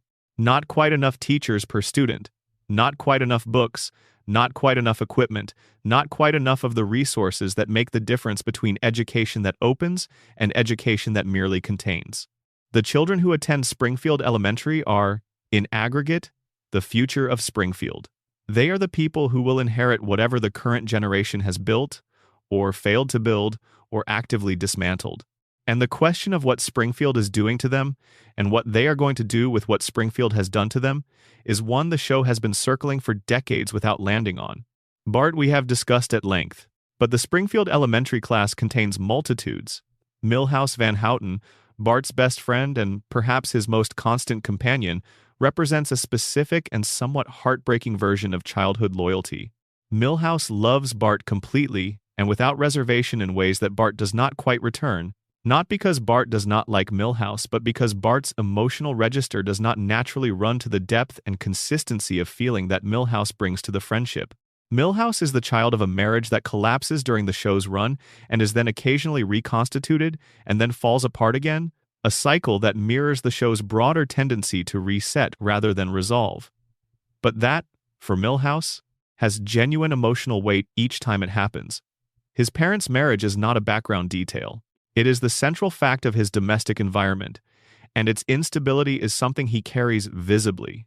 He is bullied, primarily by Nelson, in ways that the show sometimes frames as comedic and sometimes, in its better moments, frames as something more troubling. He is anxious. He is physically uncoordinated in ways that make the physical environment of childhood more challenging than it needs to be. He has genuine affection for the people in his life, and limited capacity to protect himself from the specific ways those people sometimes fail to reciprocate that affection. And he is loyal to Bart, consistently, across decades of plots that place that loyalty under strain. The loyalty is not naive. Milhouse knows what Bart is. He has had many occasions to update his assessment of his best friend based on evidence. He has chosen, repeatedly, to remain in the relationship anyway, which is either the most admirable thing about him or the most worrying, depending on how you read it. The theory about Milhouse is that his loyalty, his consistency, his willingness to absorb disappointment and return for more, is itself a product of his domestic situation. Children of unstable marriages develop particular attachment styles. Some become avoidant, protecting themselves against the possibility of loss by never fully investing. Others become intensely attached to the stable relationships they can find outside the home, pouring into friendships the need for security that the home cannot provide. Milhouse is the latter. Bart is the only thing in his life that has been consistently, reliably there. Even when Bart is unreliable in the moment, even when the specific episode requires Bart to betray or neglect or simply not prioritize Milhouse, Bart is always there in the next episode. The relationship resets. The friendship persists. And for Milhouse, who watches his parents' relationship not persist, this persistence is more valuable than whatever episodic failures it contains. Martin Prince is a different kind of Springfield Elementary portrait. Martin is academically capable, verbally enthusiastic, socially unfortunate. He is the student whose relationship with institutional education is so thoroughly positive and so thoroughly at odds with the social environment of the school that it generates its own problems. Martin loves school. Springfield Elementary is the place where Martin's particular qualities, his verbal fluency, his curiosity, his genuine pleasure in learning, are at least nominally valued. Outside the school, in the broader social world of Springfield, these qualities generate the specific kind of hostility that intellectually enthusiastic children with poor social instincts reliably generate. He is bullied, more comprehensively than Milhouse, with less of the affectionate dimension that Milhouse's friendship with Bart provides as counterbalance. Martin does not have a Bart. He has the academic environment and the intellectual resources it provides, and not much else in the way of genuine social connection. His social attempts are frequent and consistently miscalibrated, arriving in contexts where they are unwelcome, with an enthusiasm that does not quite register the unwelcome. The theory about Martin is that he represents Springfield Elementary's clearest portrait of what genuine educational engagement looks like, stripped of the social performance of enthusiasm that most students learn to calibrate against peer expectation. Martin does not know how to pretend he is not interested. He cannot adopt the studied indifference that makes academic engagement socially acceptable to his peers. He is interested and he shows it, and the showing is the problem. In a functional educational environment, one that genuinely rewarded intellectual engagement, Martin's qualities would be assets. Springfield Elementary is not that environment. It rewards enough engagement to avoid the most serious interventions while maintaining the social atmosphere of a place where too much visible enthusiasm for learning is a liability. Martin has not learned to navigate this environment. He may be constitutionally incapable of navigating it, and the gap between what Martin brings to the educational space and what the educational space can receive from him represents one of the show's quieter portraits of institutional failure. Sherry and Terry, the twins whose names are functionally interchangeable within the show's operating logic, exist as a social force rather than as individual personalities. They are the opinion shapers of the Springfield elementary social world. The children whose judgments about what is and is not acceptable have weight with their peers in ways that the show never quite examines, but that are visible in how other characters navigate interactions with them. They are not bullies in the Nelson sense, they are social arbiters. And the distinction is meaningful because social arbitration is harder to name and harder to resist than simple physical dominance. The children of Springfield Elementary are not being prepared for the world as it is. They are being prepared for Springfield as it is, which is a much narrower thing. The skills Springfield Elementary is producing, the tolerance for dysfunction, the capacity to operate within deeply imperfect institutions, the social navigation of a community that rewards certain kinds of compliance and punishes others, are the skills of people who are going to stay in Springfield. Not because the school has deliberately produced this outcome, but because the school is what it is, and what it is produces what it produced Sigur. The children who are going to leave, the Lisas, the ones who have something that the local environment cannot accommodate, have to find their own way out. The school does not make this easier. The school is not designed to make this easier. The school is designed to serve the community it is embedded in, and the community it is embedded in needs a labor force, not an emigration pattern. And so, Springfield Elementary continues, and the classes cycle through. And the same desks are occupied by different versions of the same children every year, because the floating timeline means there is no year in which these children become different children. No graduation, no turning over of the roster to the next cohort. The same third graders, forever. In the same classrooms, forever. Being educated into being Springfield residents, forever.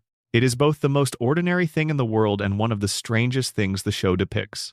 The ordinary horror of an institution doing exactly what it was designed to do, in a context where what it was designed to do is inadequate to what the children inside it actually need.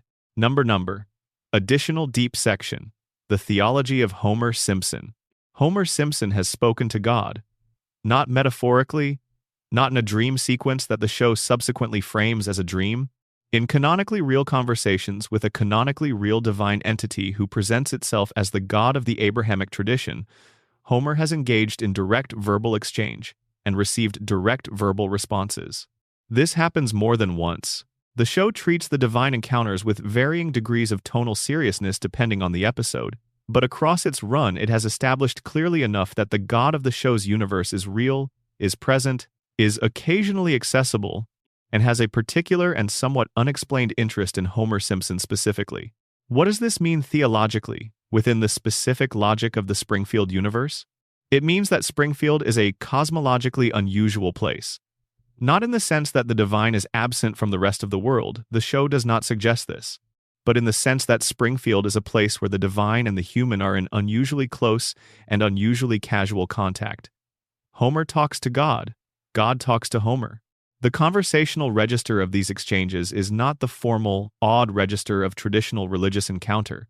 It is the conversational register of two people who know each other in a low-key, familiar way and who engage with each other accordingly. God, in the Simpsons universe, is a character. Not a symbol, not an abstract principle, not the ground of being in a philosophical sense.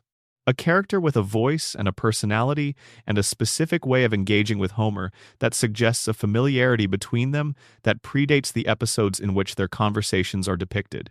This is theologically fascinating and philosophically strange and comedy gold, which is why the show keeps returning to it. But the deeper question it raises is not about the show's religious comedy. It is about what Homer's access to God suggests about Homer's specific role in the cosmological architecture of Springfield. The coma theory says Homer is dreaming.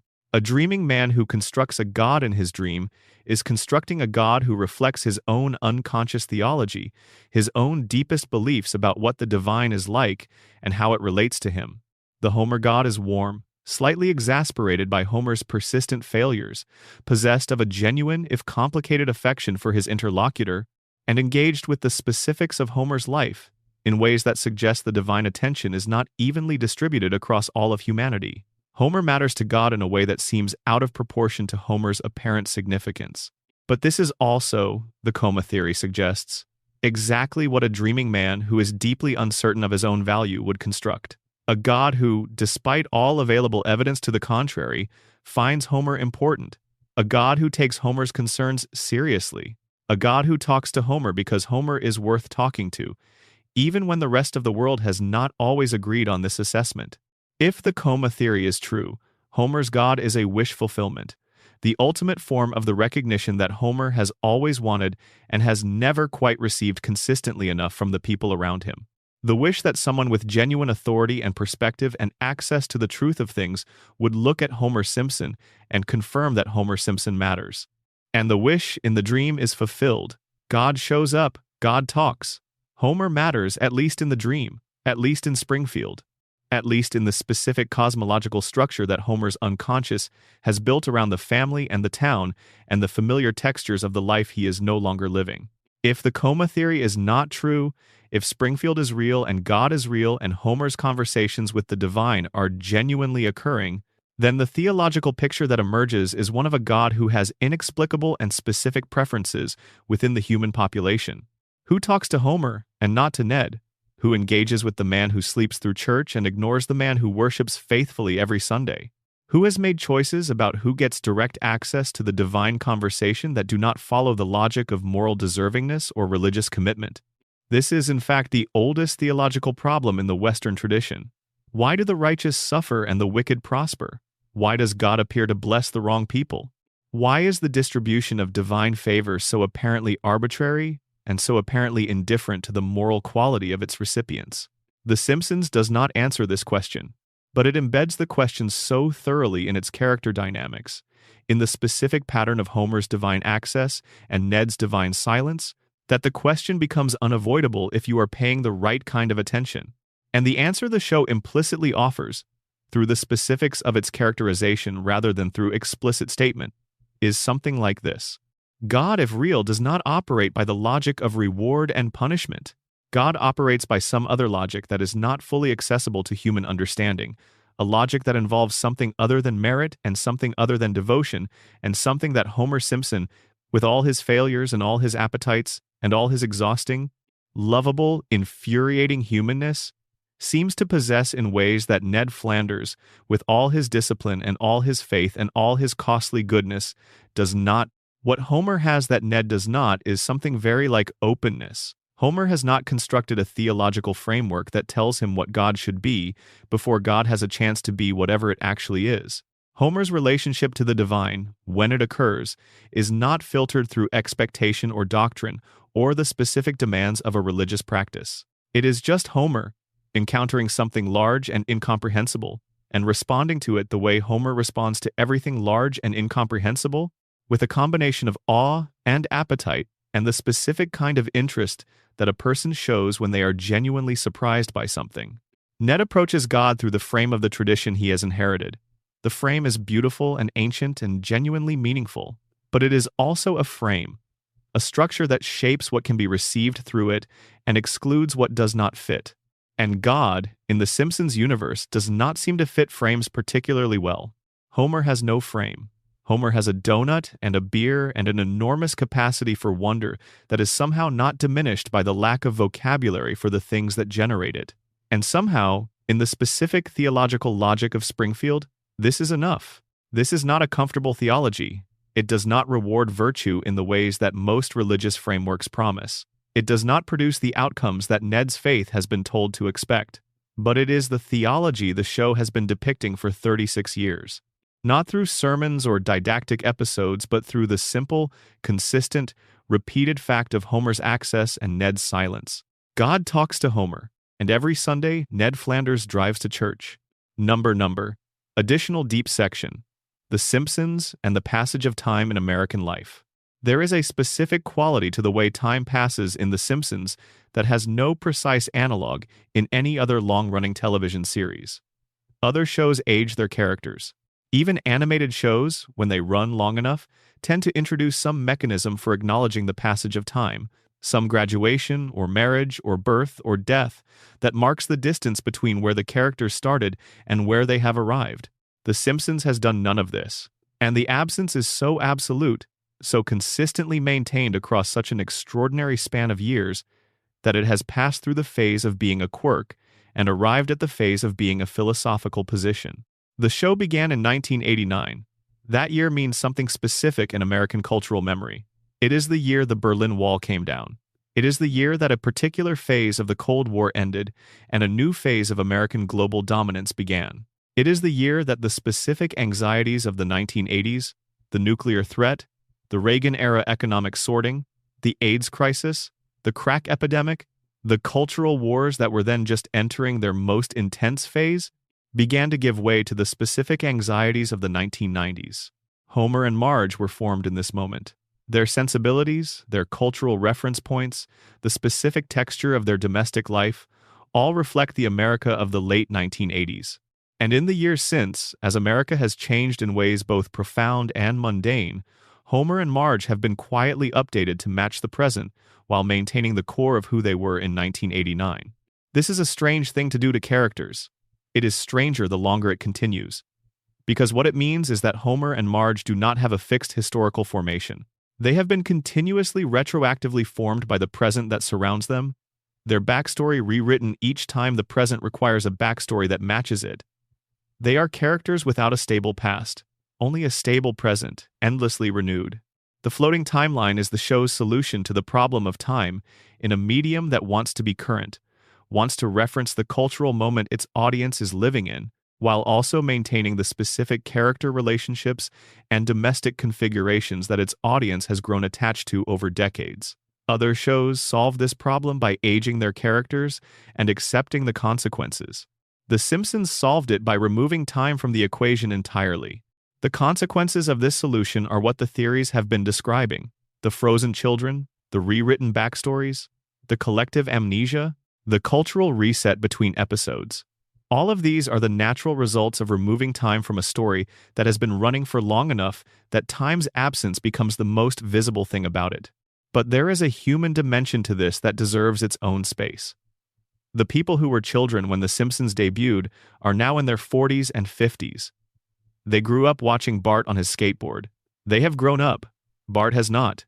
And the gap between the growing up of the audience and the non-growing up of the characters has created a relationship between viewers and show that is unlike anything else in the history of American media. You do not just watch The Simpsons. You outlive it, in a sense. You age past the age the characters were when you first met them. You develop the kind of perspective on your own past that only decades of experience can produce, and you bring that perspective to a show that is perpetually without it.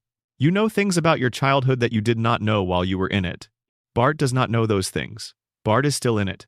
This creates a particular emotional texture in the relationship between long-term viewers and the show, a tenderness that is different from ordinary television nostalgia, because the show is not just reminding you of your past. It is holding a version of your past in perfect preservation while you continue to age away from it. It is doing something that is not quite possible in ordinary life, showing you a version of where you came from that has not changed while you have. The specific details differ for each viewer. Not everyone who grew up with The Simpsons grew up in a household that looked like The Simpsons household. Not everyone had a Homer or a Marge or a Bart experience. But almost everyone who grew up with the show grew up alongside it in the sense that the show was a fixed point in a moving world, a reliable weekly presence in an existence that was changing faster than childhood tends to accommodate. And now, in adulthood, the show is still there, still fixed, still weekly, still Homer and Marge and the kids, exactly as they were. And the viewer, who is not exactly as they were, who has accumulated 36 years of change since they first sat on the couch with the show, brings all of that accumulated change to the viewing. Every laugh carries within it the memory of the first time you laughed at that kind of thing. Every moment of genuine emotion carries within it the history of every other time the show has produced that emotion in you. The viewing is always, for long-term viewers, a layered experience. The episode on screen and the accumulated history of all the episodes before it, and the history of the life you were living when you watched each of those episodes, all present simultaneously. This is what the show has become for the people who have been with it longest. Not just entertainment, but a temporal technology. A machine for experiencing time in a particular way. For touching the past without losing the present. For being, briefly, the person you were when you first watched, and the person you are now, at the same time. It is not what anyone planned when the show began, but it is what 36 years of a frozen timeline produces in the people who have been watching. A relationship with their own past that nothing else quite replicates. The show cannot change because the audience's relationship with it is built on the assumption that it will not change. To age the characters now, after all this time, would be to break a promise that the show has been implicitly making for 3.5 decades. Not the promise that the show makes in its content, not the narrative promises about character and story. The deeper promise, the one the show has made through the consistent choice to let time pass without marking it, that this place will still be here, that these people will still be these people, that Springfield will still be Springfield. And Springfield will. It always will. That is the promise and the covenant, and the deepest comfort the show offers. In a world where everything changes, including everything you thought was permanent, this one thing does not.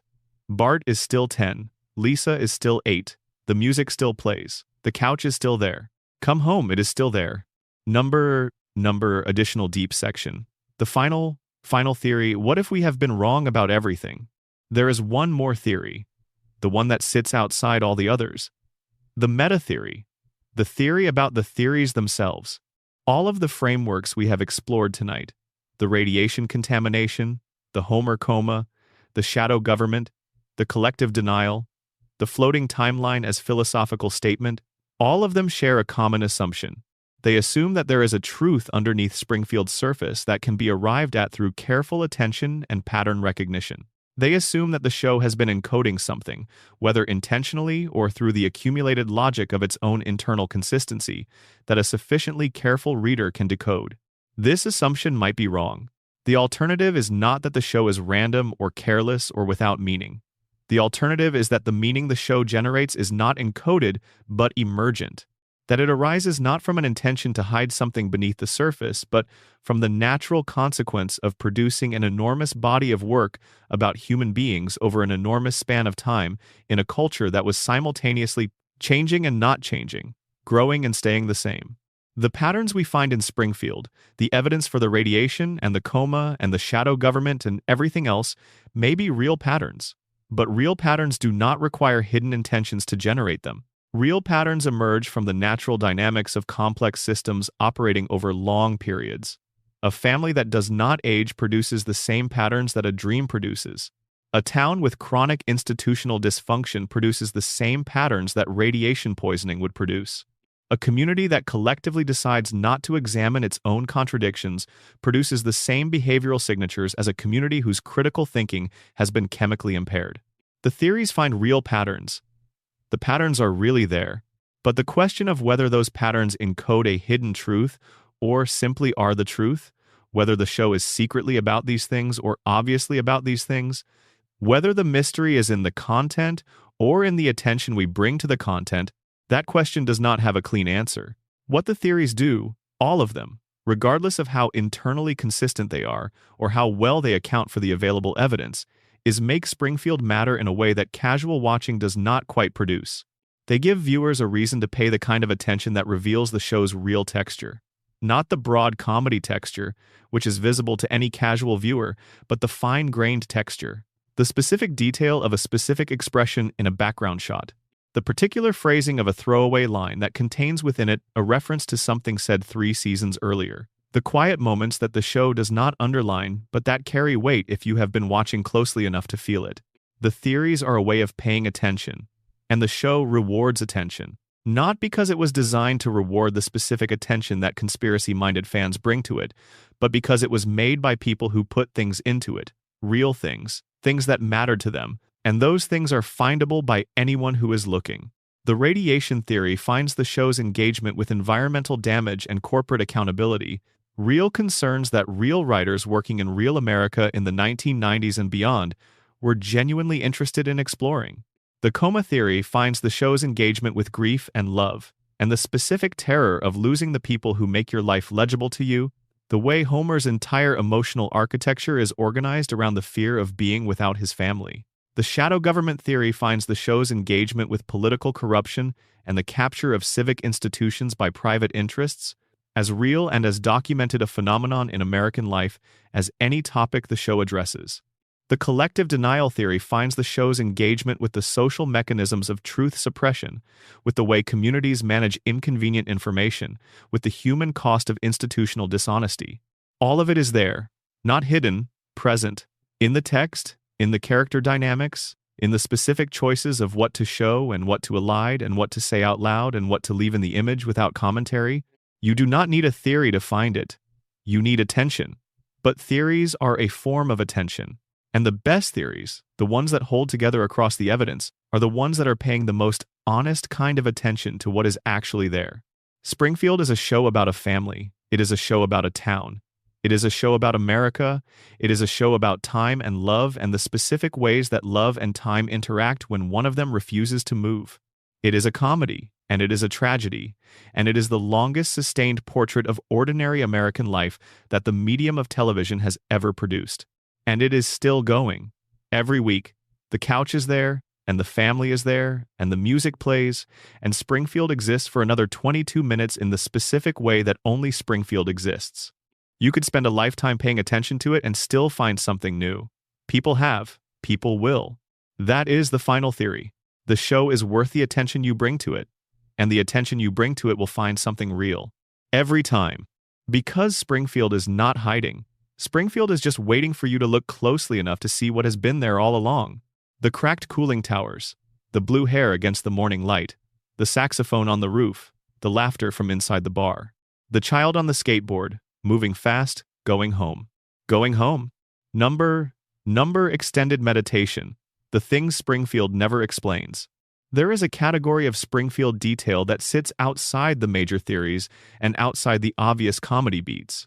It is the category of things the show simply depicts, once or twice, without explanation or follow-up, and then moves past as though the depicting were sufficient. These details are small. They are easy to miss on a first viewing or even a 10th, but they accumulate, across hundreds of episodes, into something that deserves attention.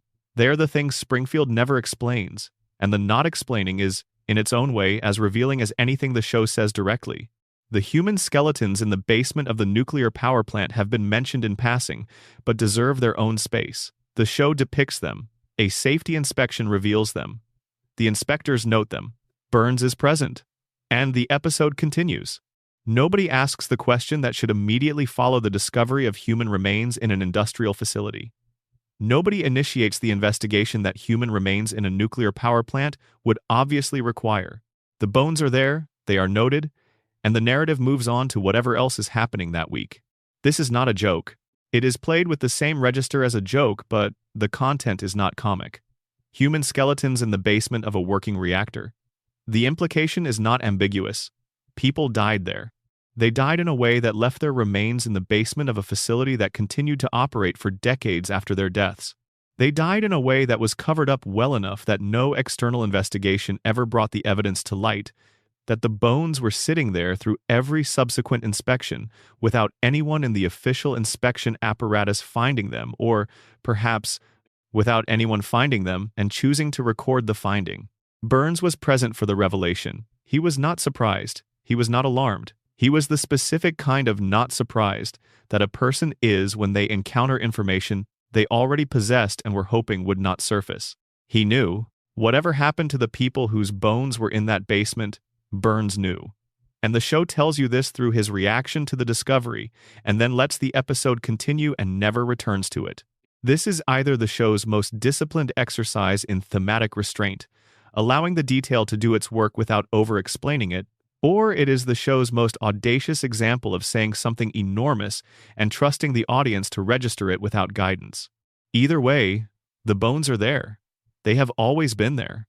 And the question they raise, who were they and what happened to them and why did Burns know, has never been answered, because answering it would commit the show to a version of Burns's history that goes beyond what the comedy register can accommodate. Luminous rats. The power plant's basement contains rats that glow. Rats whose biology has been so thoroughly altered by their proximity to the nuclear material in the facility that their bodies emit visible radiation. They are present in the facility. They are noted. They are not contained or removed or subjected to any of the responses that the discovery of radiation-emitting vermin in a nuclear facility would ordinarily require. They simply exist, in the basement, glowing, going about whatever it is luminous rats go about. The implication for the human beings in the facility is straightforward. If the rats are glowing, the radiation levels in certain parts of the plant are sufficient to produce visible biological alteration in small mammals. Homer works in this facility. He has worked there for decades. The luminous rats are not a background detail. They are a data point about the radiation environment that Homer occupies for the majority of his working hours, which constitute the majority of his adult life. There is also the matter of Springfield's tap water. The show has depicted Springfield's water in ways that suggest it is not, by the standards of potable water, potable. Various episodes have shown the water running in colors it should not run in, shown residents expressing concern about its quality, shown the downstream effects of the power plant's runoff on the waterways from which Springfield's water presumably draws. And the residents drink it. They drink it every day. They cook with it. They bathe their children in it. They make coffee and they run baths, and they do all the things that people do with water in a household where the water is assumed to be safe, in a town where the water is not safe, and has not been safe for longer than anyone currently living in Springfield has been alive. This is the detail that the radiation theory depends on most heavily. Not the three-eyed fish, which is dramatic and visible and the kind of evidence that makes news within the show's own narrative. The tap water, quiet, daily, ingested by every Springfield resident every time they are thirsty. The slow accumulation of a thing that should not be in the body, building up over years and decades, doing the quiet work of mutation, without the visibility of a three-eyed fish to mark its progress. The thing about slow environmental damage is that it is invisible until it is catastrophic, and by the time it is catastrophic, the damage has been distributed across an entire population for long enough that establishing causation is genuinely difficult. This is not a feature of Springfield's fiction. This is a feature of real environmental damage in real communities. The invisibility is not an accident. It is how the people who benefit from the contamination protect themselves from the consequences of it. Burns knows this. He has always known this. His entire operation depends on the gap between the accumulating damage and the moment when that damage becomes legible as damage. As long as the evidence remains ambiguous, as long as the three-eyed fish can be eaten on television and the luminous rats can be explained away, and the tap water's color can be attributed to old pipes rather than to nuclear runoff, the operation continues. The moment the evidence becomes unambiguous, the moment a court or a regulatory agency or a sufficiently motivated journalist establishes the causal chain clearly enough to be actionable, the operation changes. Burns has had 100 years of practice keeping that moment from arriving. There is also the matter of Springfield's geological situation. The show has depicted, across various episodes, a geography that should not be possible within the constraints of any single location. Gorges, mountains, coastlines, deserts. The various natural features that Springfield apparently sits within or adjacent to cannot all coexist within any reasonable geographic area. And the show has used this impossibility for comedy, for dramatic purposes, for the occasional spectacular backdrop. But the geology is also, in a quieter way, evidence of the contamination theory. Radioactive contamination, at sufficient levels, does not just affect biology, it affects the physical environment. It alters soil chemistry, it damages plant life. It can, at extreme levels, produce changes in the local geological environment that are visible to any observer with the right kind of instruments or the right kind of attention. Springfield's impossible geography might not be a cartoon convention or a dream landscape. It might be what happens to a place that has been sitting on top of a leaking nuclear facility for long enough that the leaking has altered the physical character of the surrounding landscape in ways that do not correspond to anything in the geological record for the region. The town might be impossible because the contamination made it impossible, because the specific combination of materials that Burns's facility has been releasing into the local environment across decades of operation with 342 violations and no meaningful remediation has produced something that has no analog in the normal geological world. A place that does not follow the normal rules of geography because its environmental history is not normal by any reasonable standard.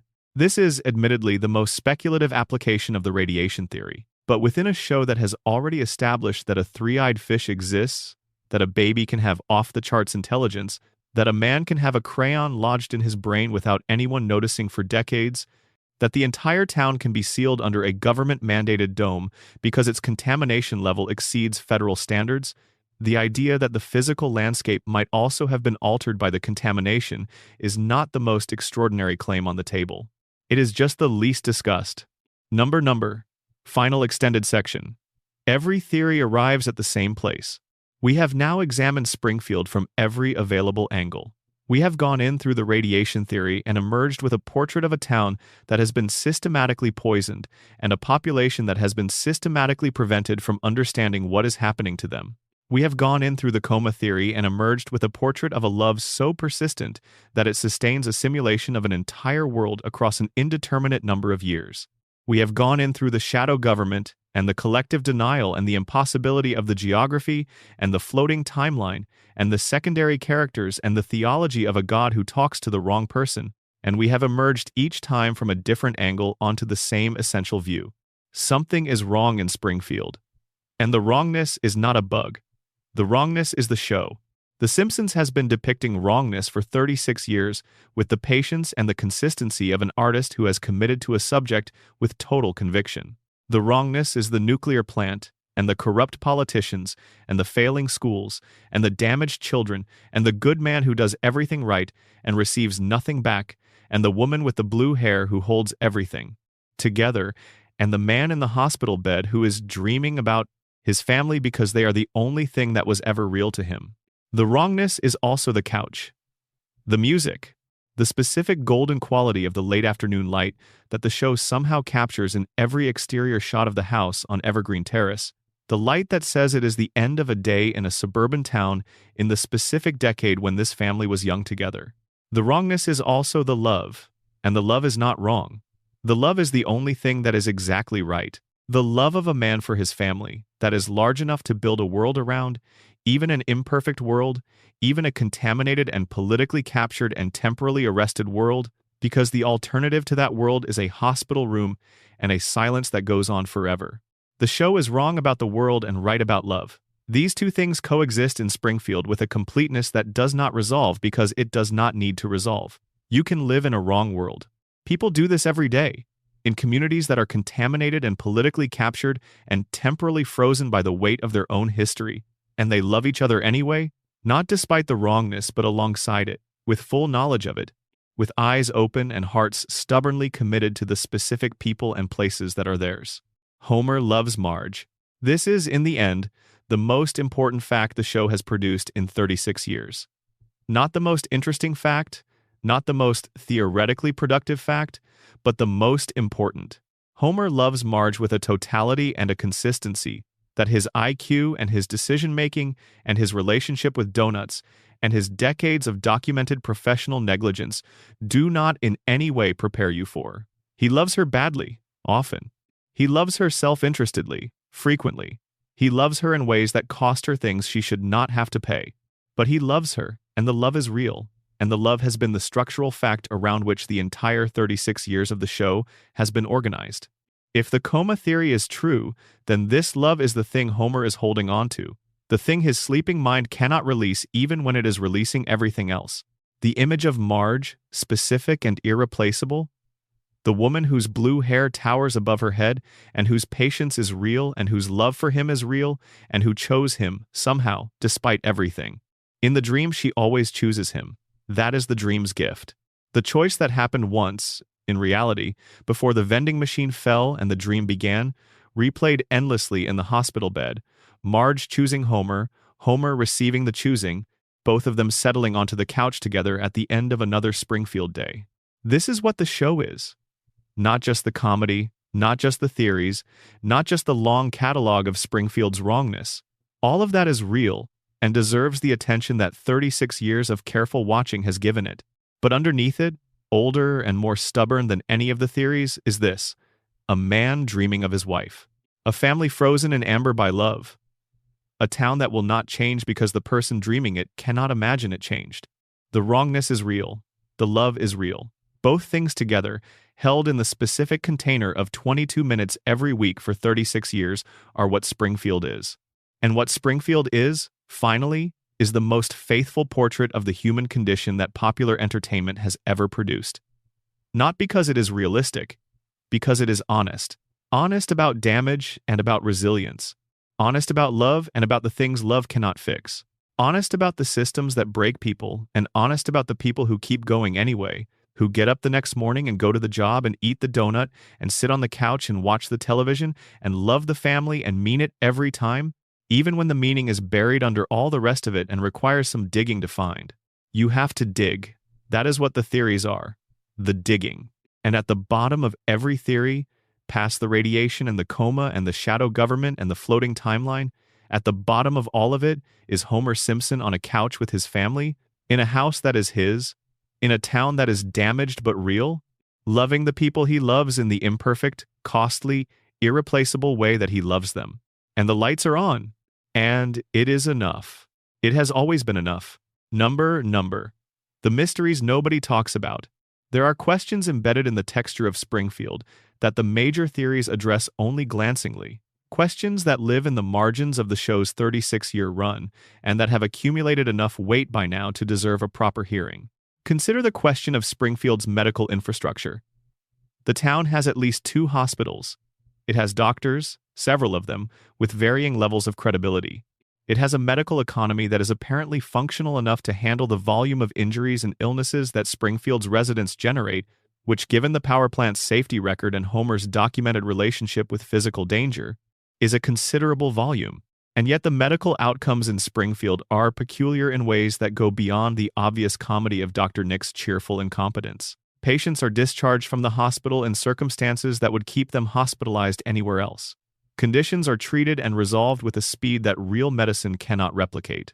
People recover from injuries that should require extended rehabilitation in the time it takes to film a transition shot. The medical system of Springfield, in other words, operates on the same floating logic as everything else in Springfield. Injuries and illnesses are resolved at the pace the narrative requires them to be resolved, rather than at the pace that medicine would require. This is standard for a show of this type. But within the framework of the larger theories, it adds another dimension to the picture of Springfield's institutional life. A medical establishment that resolves things quickly and without permanent consequence is a medical establishment that is not generating the kind of longitudinal records that would reveal patterns of unusual illness or unusual physical characteristics in the patient population.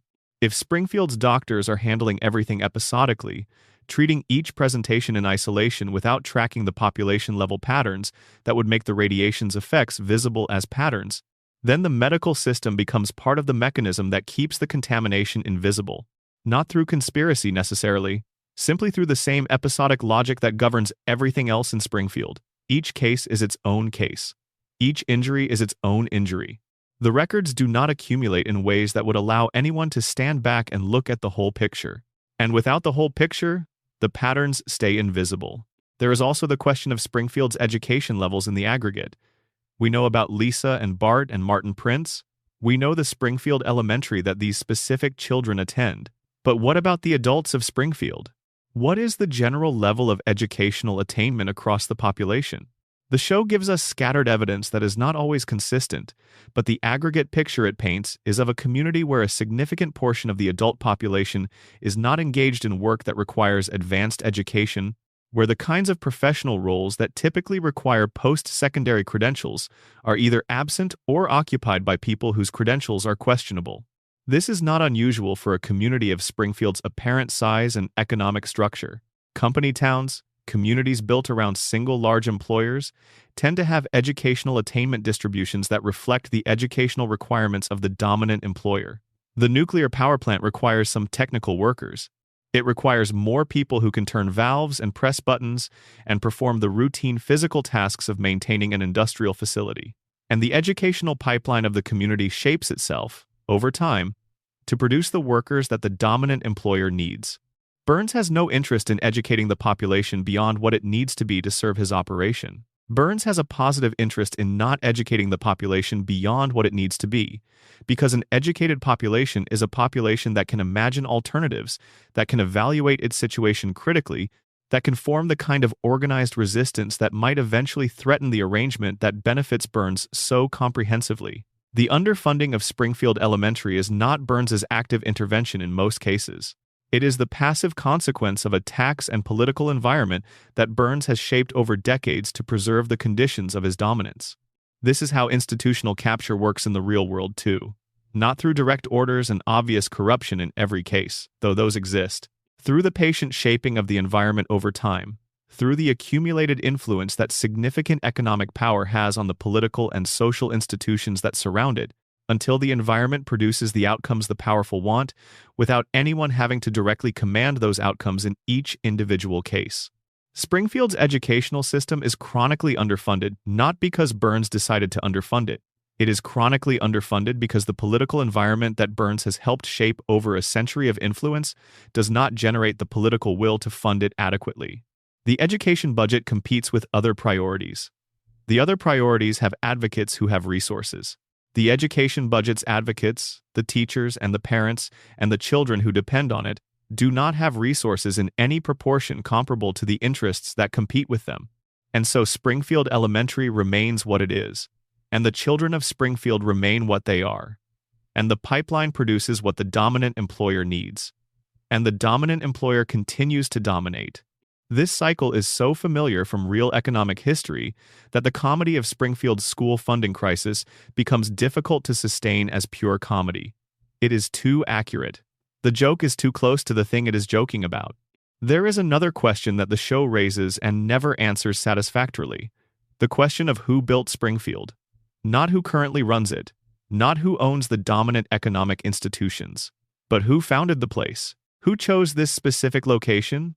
This impossible geography with its mountain ranges and coastlines and gorges and deserts all within improbable proximity of each other, and decided that this was where a town should go.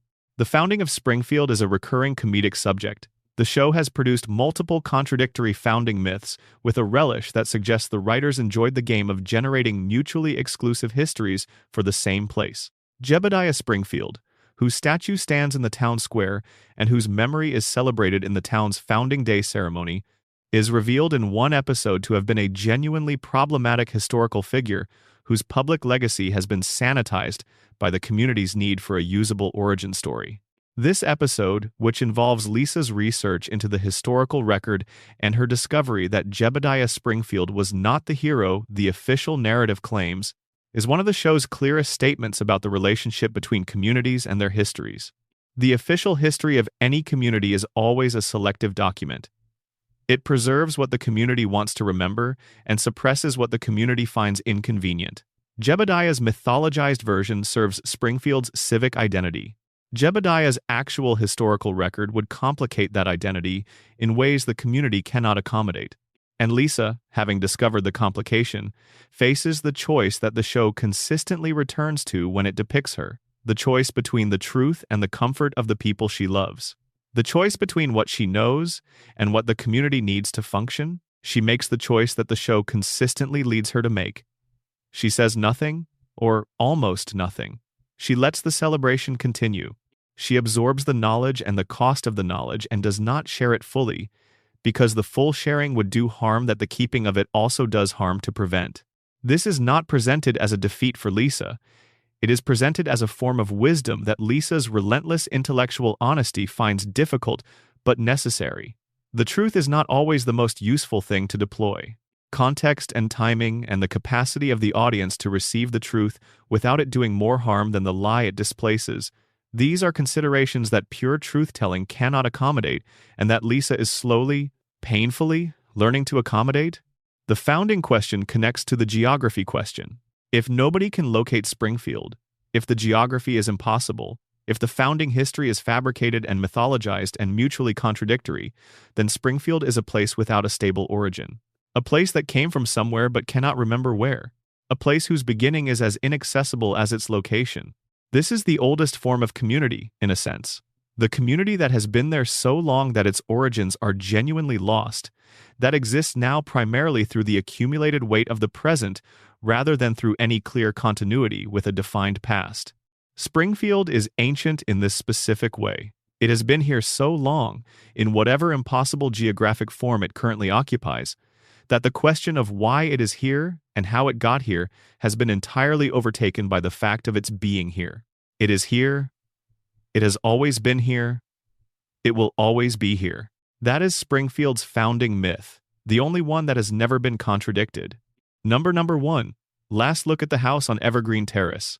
742 Evergreen Terrace. The Simpson family home. A yellow house on a street that looks like 1,000 other streets in 1,000 other American suburbs, distinguished from them only by the specific family that lives inside it and by the 36 years of accumulated story that the house has been the container for. It is a remarkable building when you pause to think about it. A fictional building that has more cultural weight than most real buildings.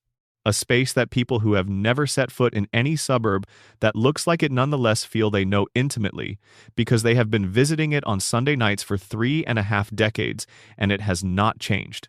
The house has a structure that the show has depicted from enough angles and in enough context that you could probably draw a reasonably accurate floor plan from memory if you had been watching long enough.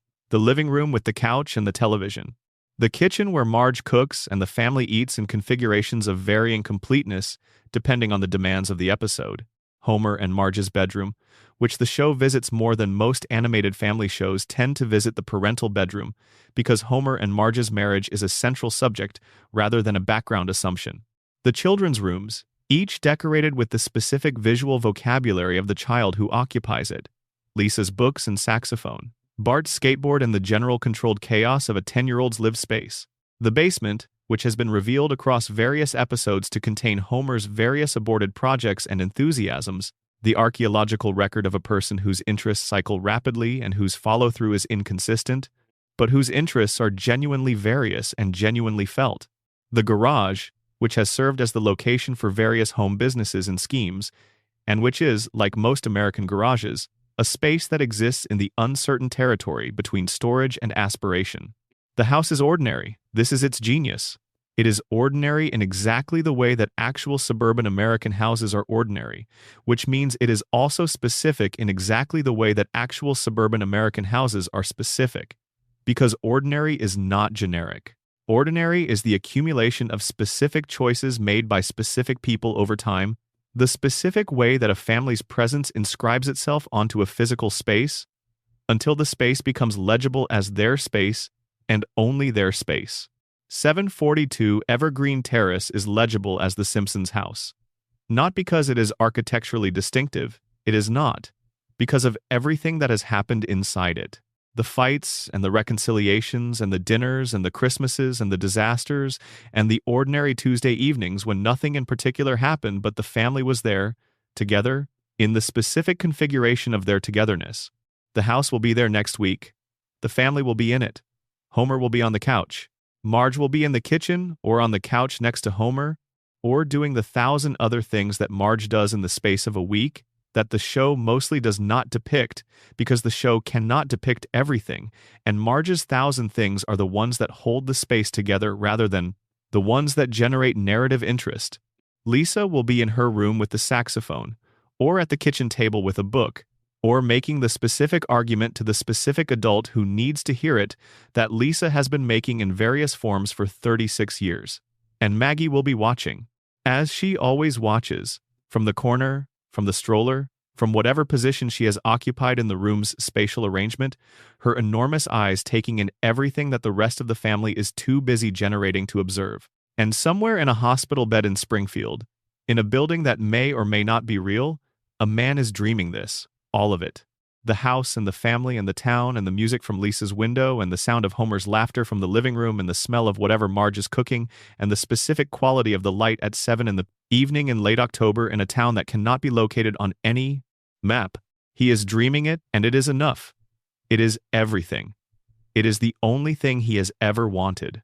The house on Evergreen Terrace, the family inside it, Sunday night, the couch, home, number, the legacy of what was never said. There is a tradition in storytelling, older than television, older than the novel, that the most powerful communication happens in the space around the explicit content rather than in the content itself. What is not said, what is shown without being named, what a story implies at its edges while attending to something else at its center. The Simpsons has been one of the great practitioners of this tradition across its entire run, though this is not always the dimension of the show that gets celebrated. The celebration tends to focus on the writing, which is genuinely extraordinary, or on the voice performances, which are among the most distinctive and fully committed in the history of animation, or on the specific comedy innovations that the show pioneered, and that have since become the ambient language of American television comedy. But the most interesting Simpsons is the one that works in the spaces around all of that. The Simpsons that uses the space after a joke has landed to let something darker or sadder or more true drift in before the next joke begins. The Simpsons that frames a comedic scene with visual information that the comedy cannot directly address.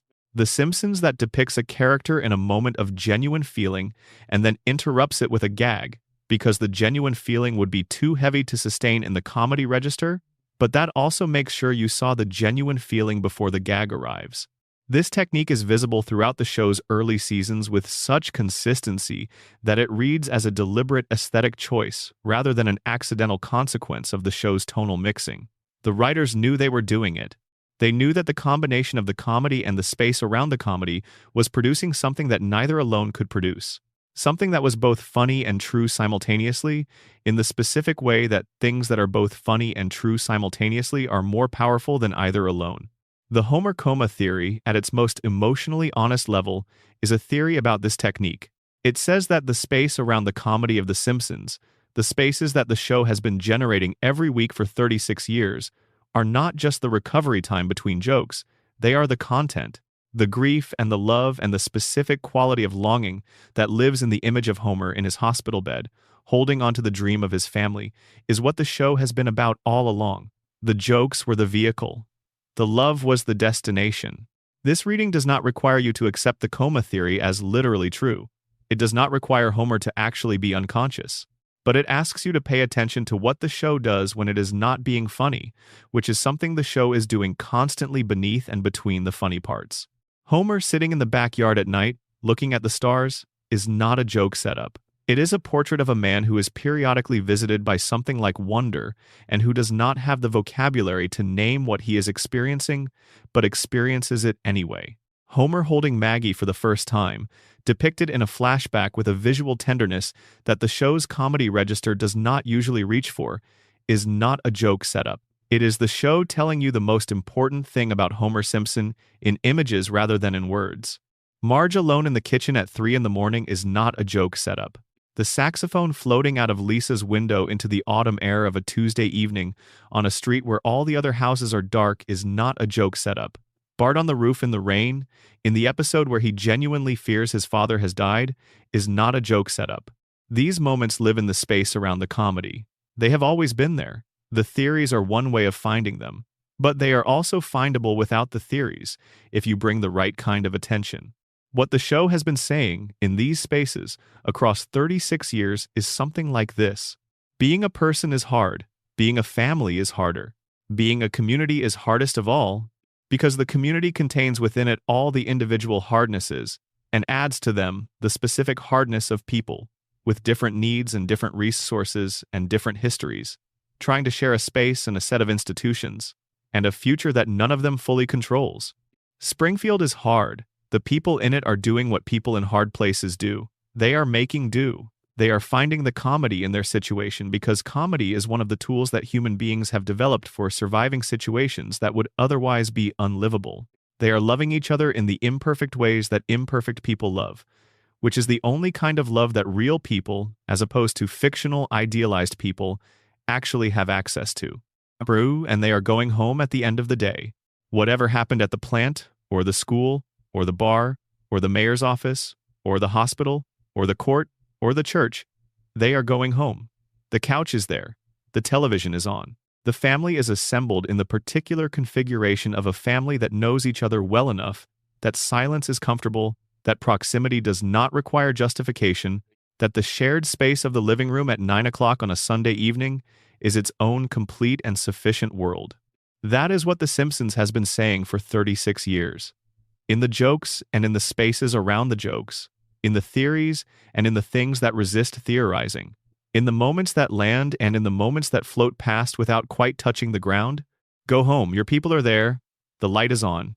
That is all. That is everything. Number. Final words before sleep.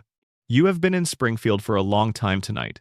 The town has revealed a great deal of itself, which is unusual, because Springfield's default mode is concealment.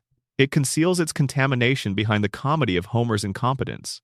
It conceals its political corruption behind the broader comedy of everything being a little broken all the time. It conceals its love behind the comedy of everything going wrong in spectacular and recoverable ways. But tonight we have been paying the kind of attention that gets past the comedy to what is underneath it. And what is underneath it is not dark, exactly. It is heavy.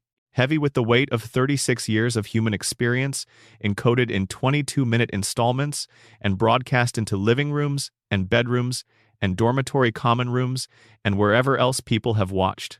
Simpsons across the decades.